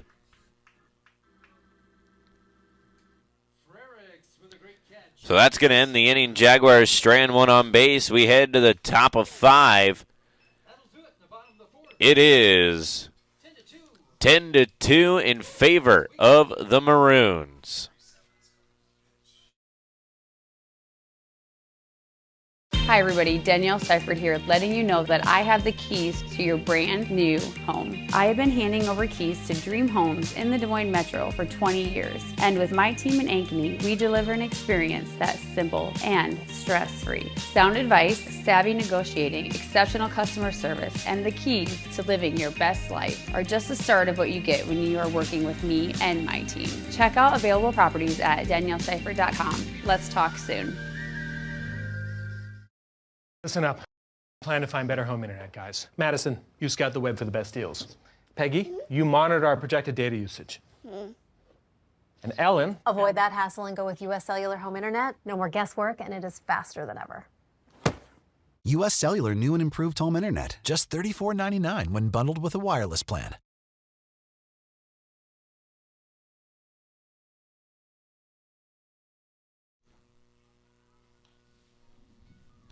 Welcome back to the ballpark. Another new pitcher for the Jaguars. TJ Hood, number 47 on the mound now.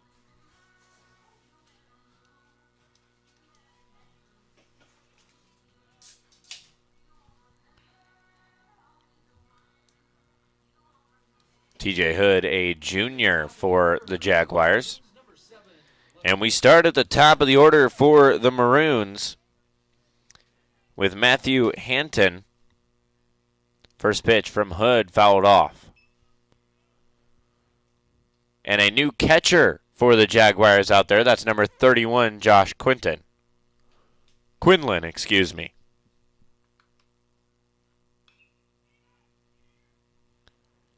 Alberhaski throws over to Glatt for out number 1.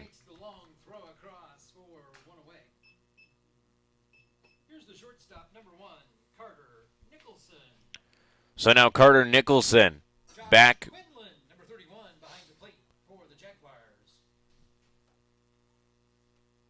Carter Nicholson steps up to the dish here for the Maroons.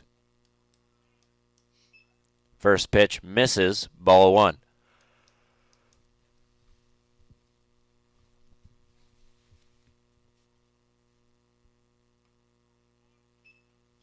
Outside, Quinlan keeps it in the glove.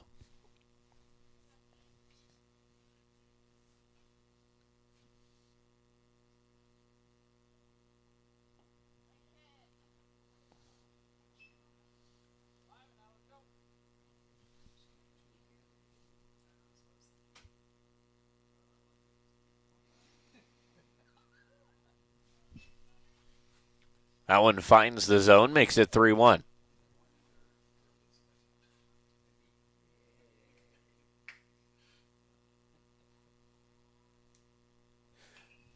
That one sent up high. And tracking it down is Reed. For out number 2.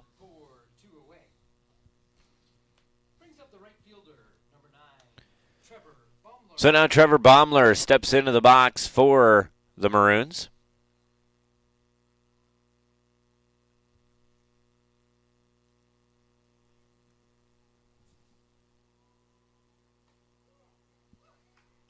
First pitch finds the zone. Baumler toes right up on the edge there. That last one looked inside, but it was over the plate. That one will break over. A huge hack from Baumler, and Reed couldn't find it for most of that, then found it. So that's going to be out number 3.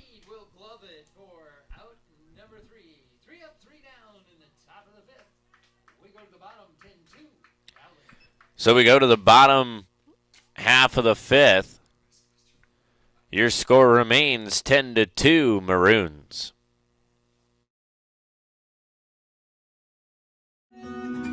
What if you could create memories that would last a lifetime? That would be pretty cool. Well, now you can.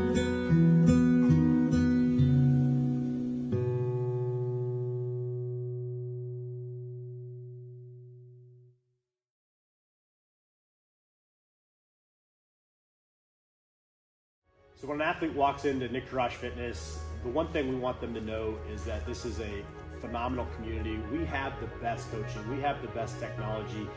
We have the programming that can help them succeed. So whether it's trying to get on JV for the first time, going to that next level on varsity, going from a second string to an all-state player, we have the tools, we have the programming and the coaching in order to take each individual to their next level.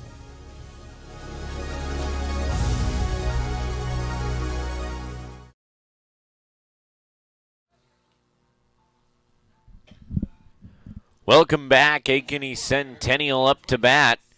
It is 5, 6, 7. The hitters here for the Jaguars. That's Glatt, Alberhaski, and Reed. Your first 3 due up. First pitch to Glatt is a ball. So, Kate, little Jerry Lee Lewis, great balls of fire playing there between innings. I found out in a conversation the other day, we were wondering last time, what was Andy's go-to for karaoke? There you go. You got your answer. Great balls of fire. He was telling me about a cruise he was on that he actually won first place with that song. Oh, really? So there you go. Well, Great Balls of Fire is a really good song. Of course, a staple of the Top Gun, what is now called the Top Gun franchise, as there are 2 movies. Used to just be able to call it a staple of Top Gun, but now you have to call it a staple of the Top Gun franchise, since they reprised the role of Maverick. They did bring back the song a few years later. You know what they also brought back? The beach scene.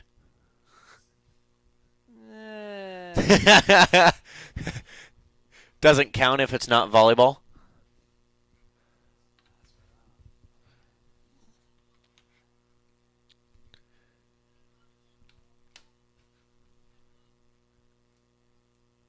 That's Mom's favorite part, at least of the original one, is the beach scene. I say you're asking the wrong parent for that one. 3-2 here, the count to Preston Glatt. That one up high, that's going to be ball 4.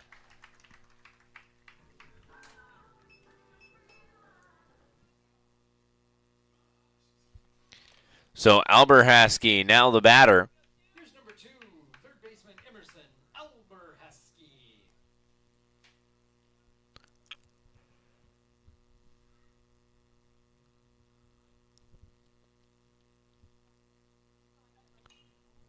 First pitch swinging, popped up. Calling everybody off is Barrett, and that's going to be out number 2. Barrett will take control. Or out number 1, excuse me. So now Jackson Reed steps into the box, the Jaguar left fielder.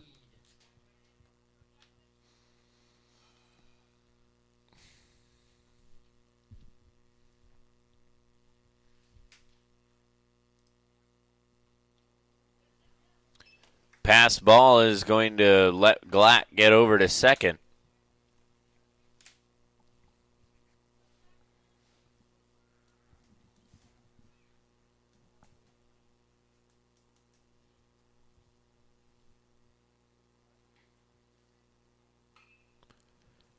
Reed, a nicely hit ball to right field.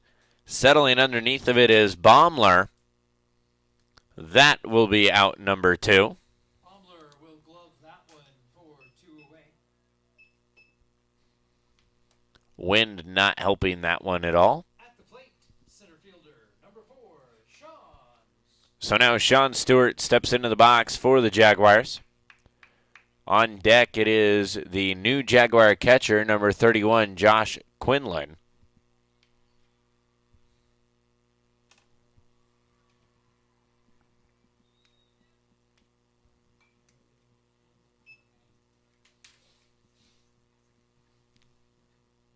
And the catching situation for the Jaguars over my years of the freshman into sophomore, junior year of baseball, it seems like we started out with a bunch of catchers freshman year.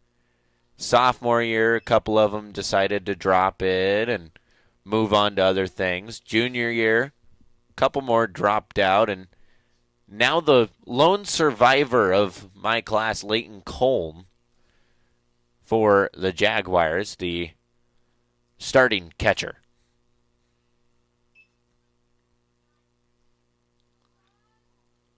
One, two here, the count to Stewart.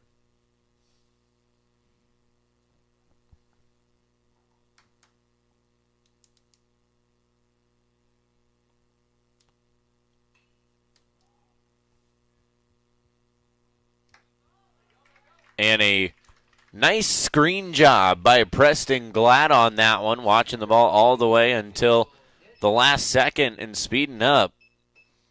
So Stewart will get the infield hit. And Glatt moves over to third. So now Josh Quinlan steps into the box for the Jaguars.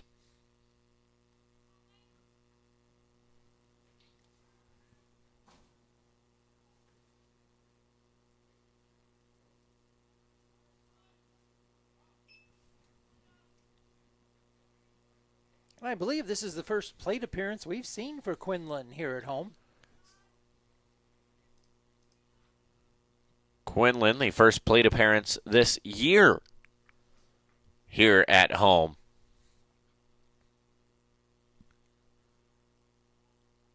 So first time he's seen an at-bat this season.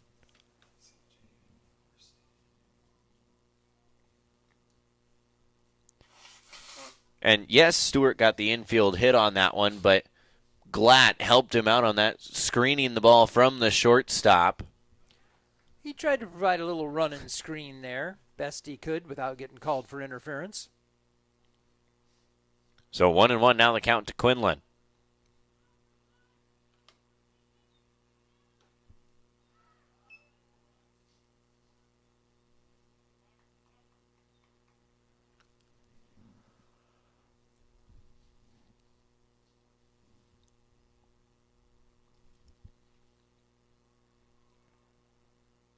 2-1 pitch.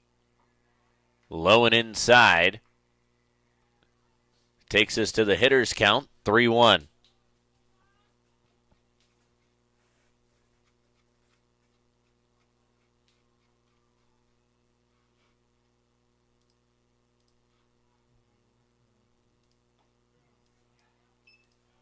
Right down Main Street with that one. Barrett delivered. And checking in on the softball side. 9-2 in the bottom of the fifth. Jaguars lead. As Quinlan strikes out, and that'll be Barrett will get the strikeout to end the bottom of out number 3. We head to the top of the 6th. Jaguars trail 10-2. And a new pitcher on the mound for the Jaguars. That's number 28, Eli Starr. We'll be right back. You're watching Centennial Digital, driven by Freedom Tire.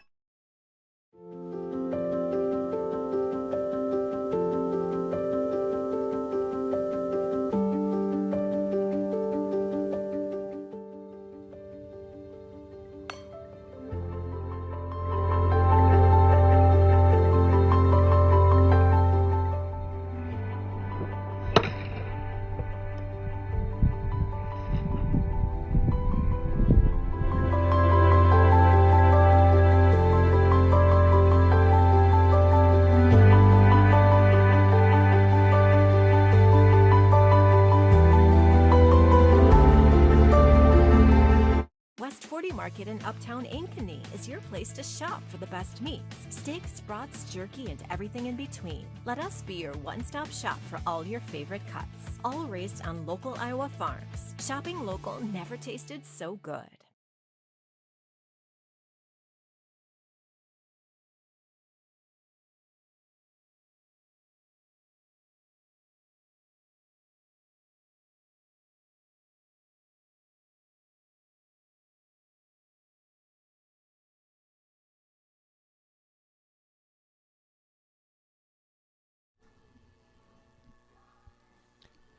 Welcome back to the ballpark here at Ankeny Centennial High School.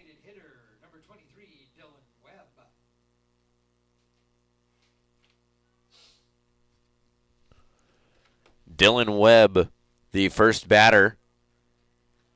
And the times we've seen Starr out on the mound, he has done a fantastic job. Starr coming in one night and then becoming the star of the game.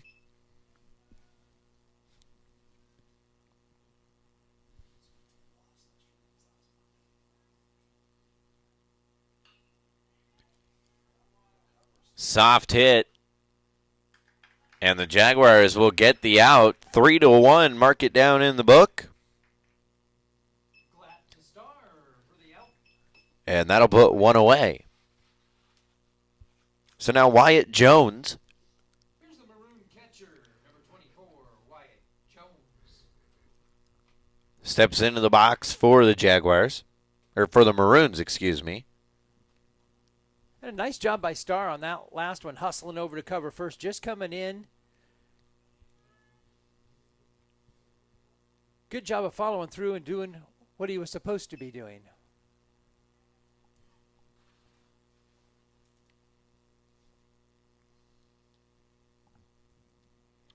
So 1-1 the count here to Jones. Starr, that beautiful breaking ball.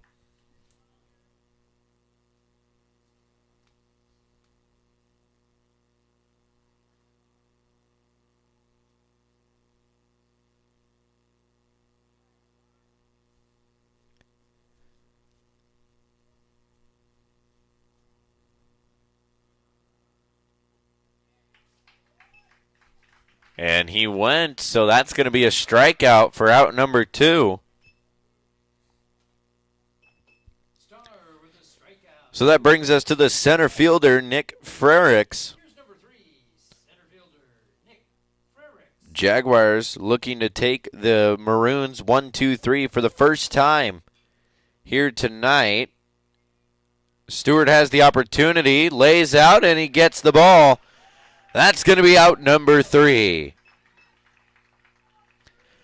So for the first time here in game number 2, the Jaguars go 1-2, take the Maroons 1-2-3.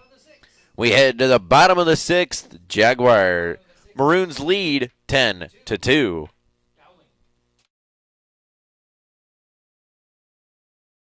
Want to test drive U.S. Cellular's network free for 30 days? Yeah. Use this app. Here we go. Oh, wow. U.S. Cellular works great out here. Hey, I wonder if U.S. Cellular lets me stream in my rec room. Yep, it's working. Test drive U.S. Cellular free for 30 days.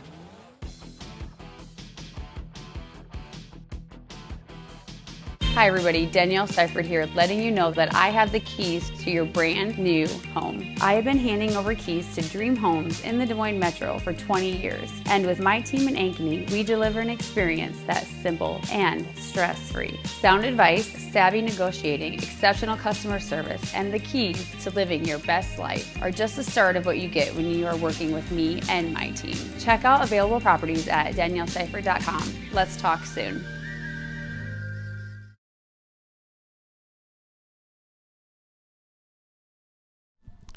Welcome back to the ball field. A pitching change for the Maroons here coming into the 6th. Barrett pitching the first 5 innings. Then it is going to be Clendenin closing out the game for the Maroons.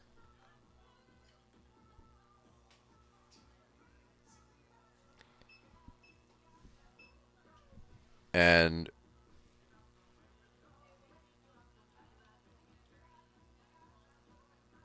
Wyatt Jones still back behind the dish.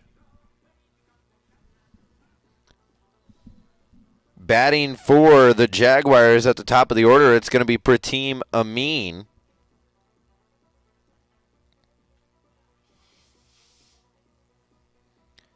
So it looks like your first 3 batters, Amin, Brule, and Bullwinkle.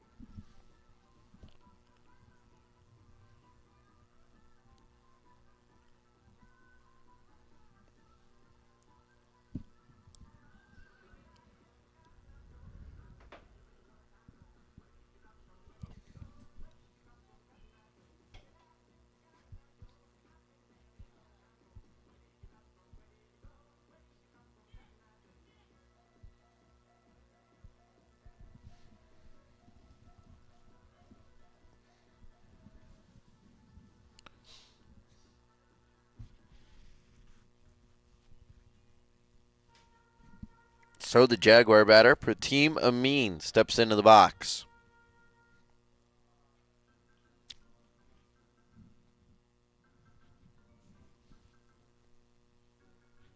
At the plate for the Jaguars, number 6, Prateem Amin.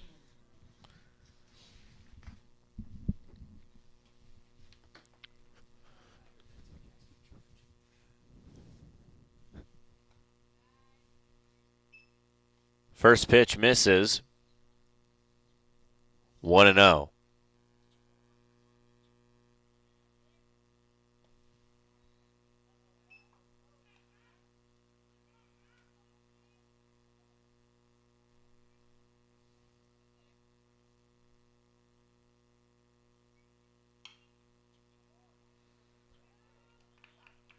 Hard throw, and Amin going to beat it. So an infield hit for Amin. Amin, the infield single. That'll bring up Isaac Brule. Now batting, number 1, second baseman, Isaac Brule.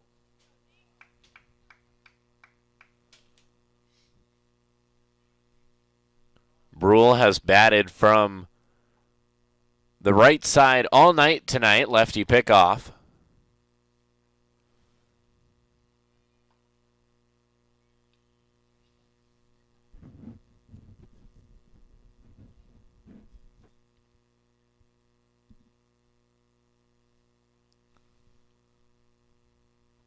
Swings.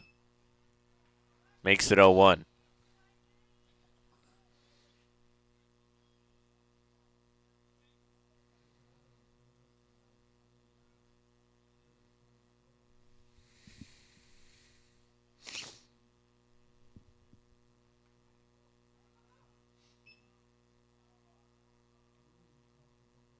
And that went off the knob of the bat.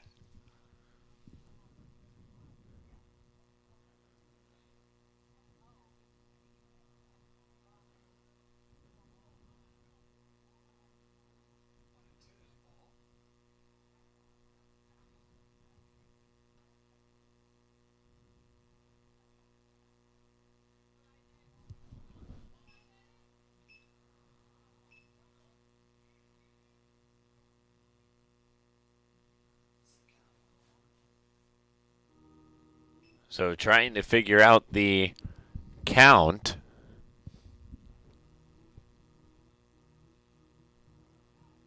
We had the count at 0-2. Now the count to 1-1.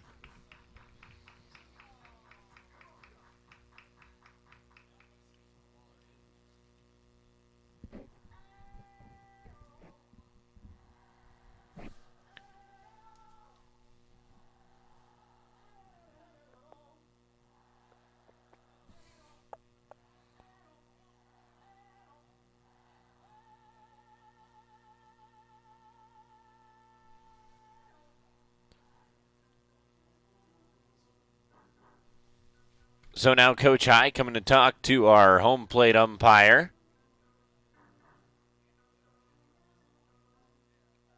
Trying to figure out what's going on. 0-2 will be the count.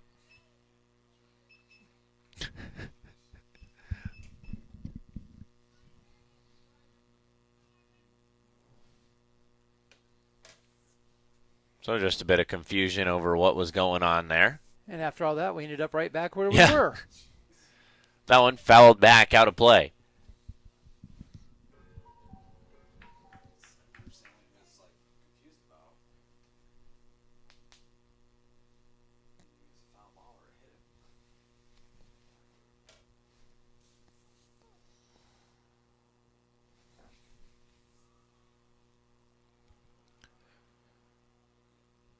So 0-2 the count to Brule. Nice curve on that, but it stayed up and out of the zone, makes it 1-2.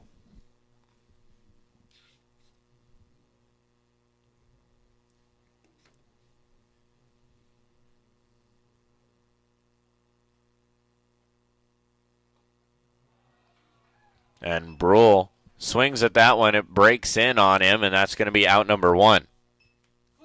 With the strikeout for 1 away. That'll bring up number 20, right fielder, Cohen Bullwinkle. So now Cohen Bullwinkle. Number 13, Braden Adams, running at first.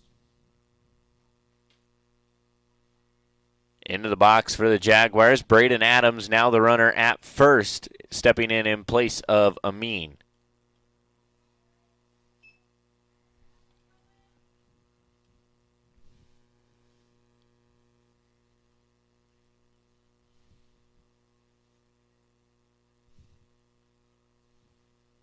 Oh, 0-1 the count to Bullwinkle.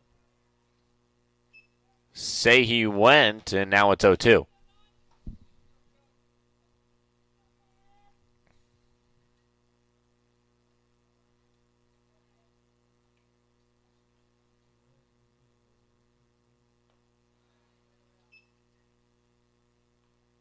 Well, Centennial certainly excited to take game number 1, but they almost seem to have forgotten there was a second game coming.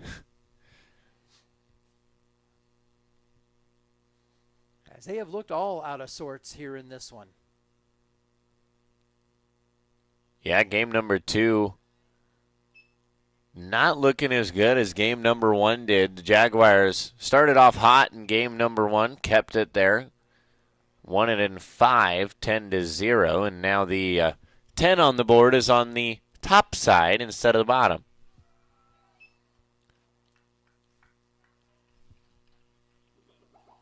Adams will be safe at second, but the strikeout for Bullwinkle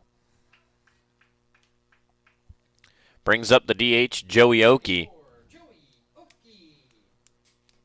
Into the heart of the lineup, Joey Oakey A double and a hit by pitch, as well as a fly out to center. Oki's double over into the right or left center alley. One hopping to the wall. As first pitch to Oki is a strike.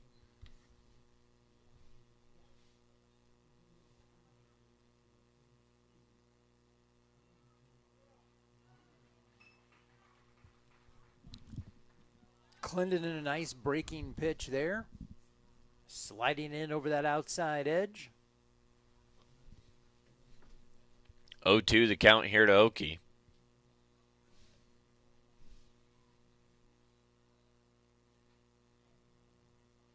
Oh, I hear great balls of fire on the softball side. I wonder if Andy, hold on. I have the softball stream up. They're probably on commercial. Yes, they are. You know he's singing this up in the press box. It doesn't matter if they're on commercial or not. Andy's up there singing this to his full heart's content. Oki gets the bat to ball on that one. Settling underneath of it is Baumler. That's going to be out number 3.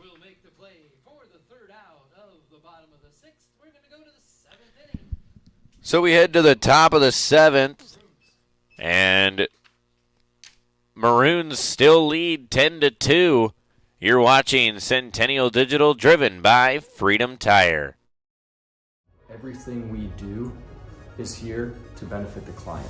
Every decision that's needed to be made, the first question you should ask is, does this benefit the client, and is this the best thing for the client? Tools and resources that we have to help price their homes correctly, to help market them correctly, and get them, it's the way that we can help them accomplish whatever their goals are. We are available basically 24/7 to make sure that our agents are getting the support they need to look like $1 million in front of their clients.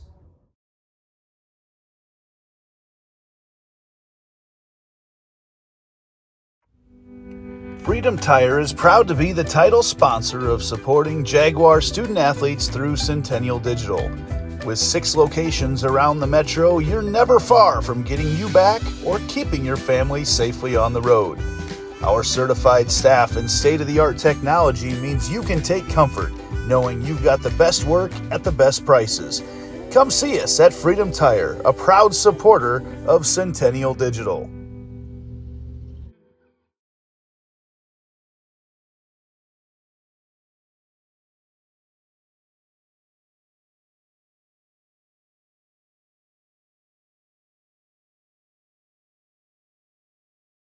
Back.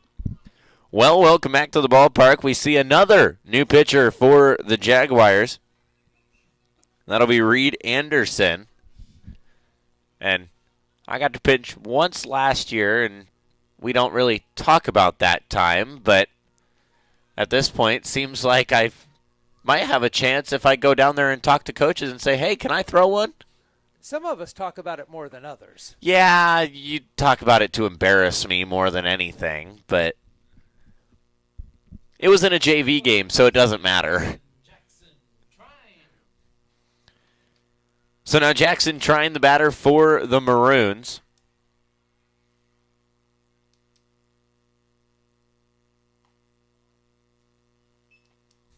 To be fair, I've never said a word until you started a couple minutes ago.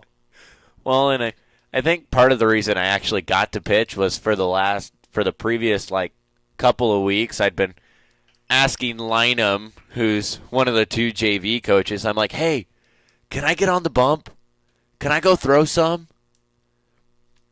And I think he finally got tired of me asking and said, fine, you can throw.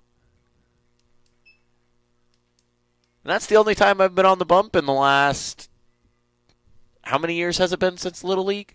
A few. I believe my comment up here was, oh my God. Yeah, and then you forgot my warm-up song. Yeah, sorry, I was a little befuddled. That one popped up high. Quinlan, settling underneath of it, tosses the mask, and that's going to be out number 1.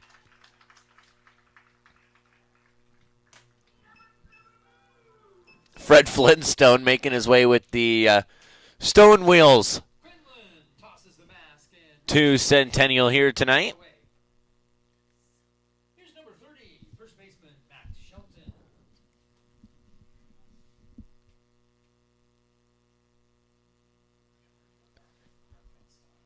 And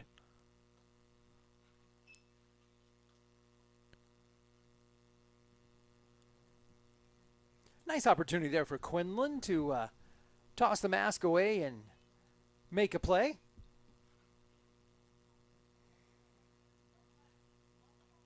Coming into the game as a sub an inning ago. So just checked in on the softball score, and it is quite the opposite of what we have. Jaguars over on the softball side up over the Maroons 10-2.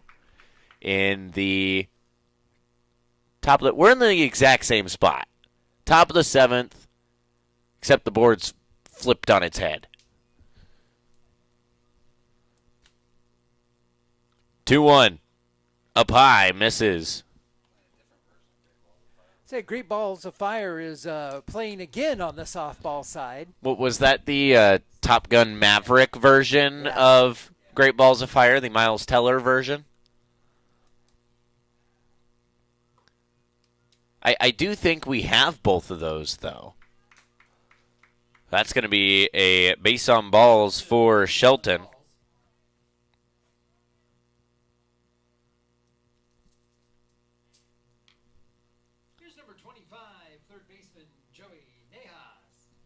So a courtesy runner coming in, or a pinch runner coming in for the Maroons. I believe that is number 10. So that'll be Sam Curran for the Maroons. Sam Curran running at first base for the Maroons.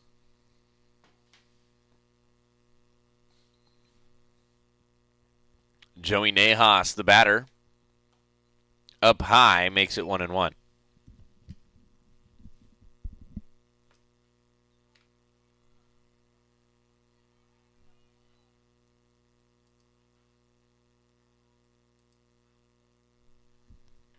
One pitch. Swung on. Strike 2.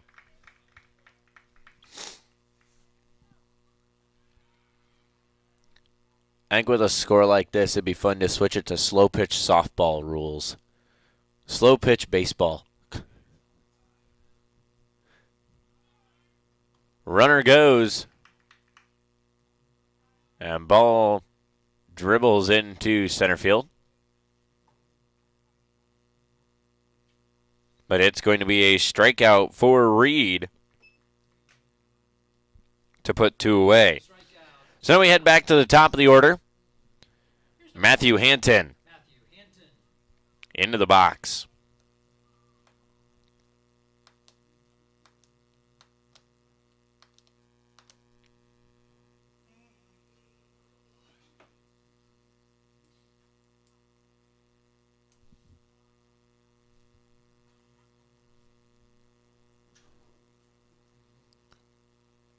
First pitch to Hanton off the hands.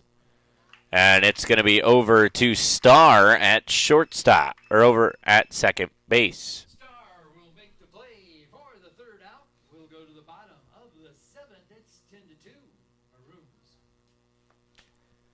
So we head to the bottom of the 7th. Maroons lead 10-2. You're watching Centennial Digital, driven by Freedom Tire.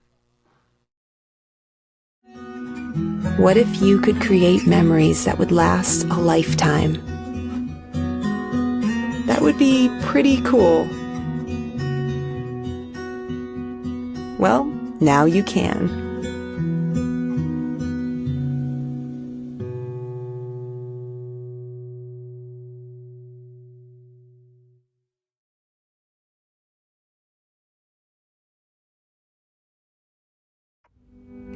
Freedom Tire is proud to be the title sponsor of supporting Jaguar student athletes through Centennial Digital.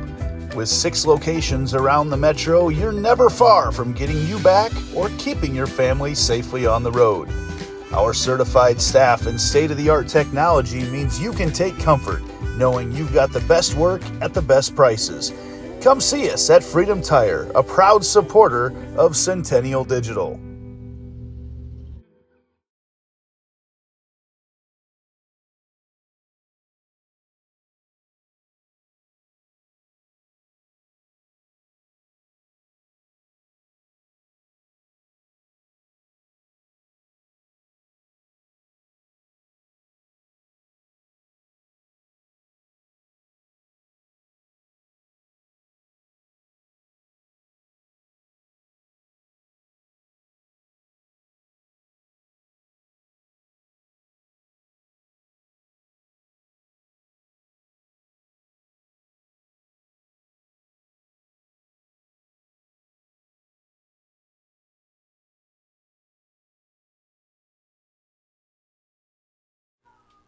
Welcome back to the ballpark here at Ankeny Centennial, and it is Clendenin on the mound for the Maroons, going to finish things off.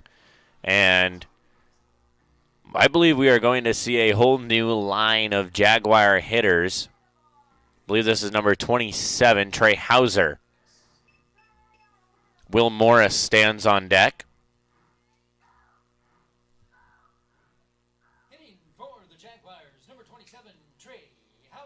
So Trey Hauser, the pinch hitter.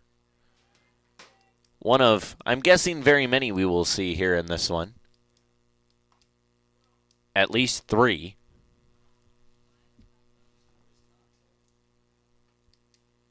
Preserve some of the more needed varsity guys for the rest of the week. Big week ahead for the Jaguars.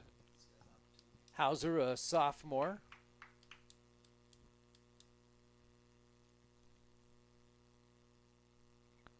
One swung on, makes it 1-2. And you're down 10-2. It's bottom of the 7th, so getting some guys some swings at the plate that might not normally give them a little experience may pay off somewhere down the line yet.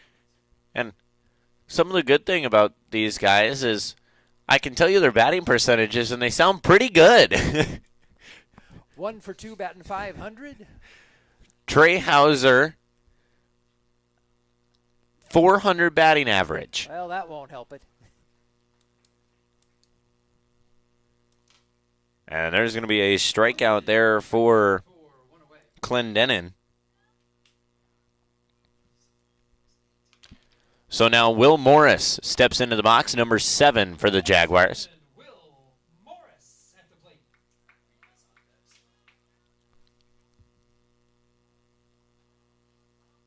And it is Jackson Reed, excuse me, on deck for the Jaguars. So Will Morris, 20 at-bats, 9 hits, 450 on the batting average.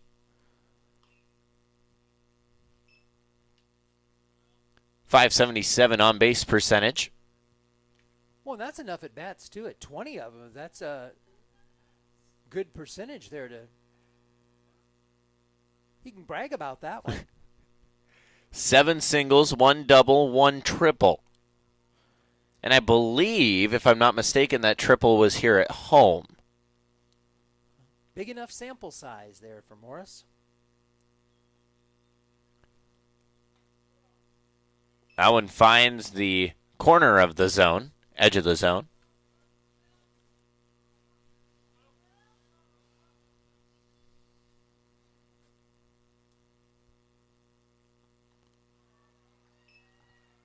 And that's going to be out number 2. So now Jackson Reed steps into the box. Here's number 18, left fielder Jackson Reed.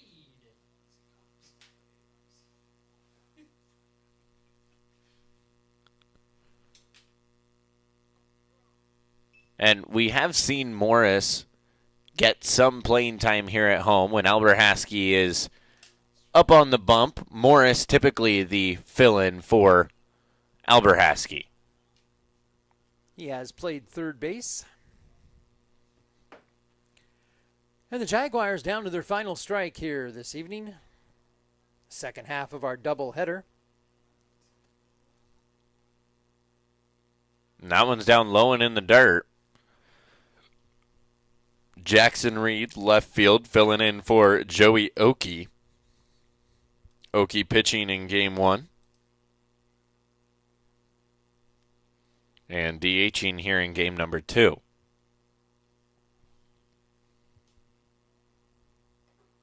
That one just a bit outside. Thanks, Bob. Saw the opportunity and took it.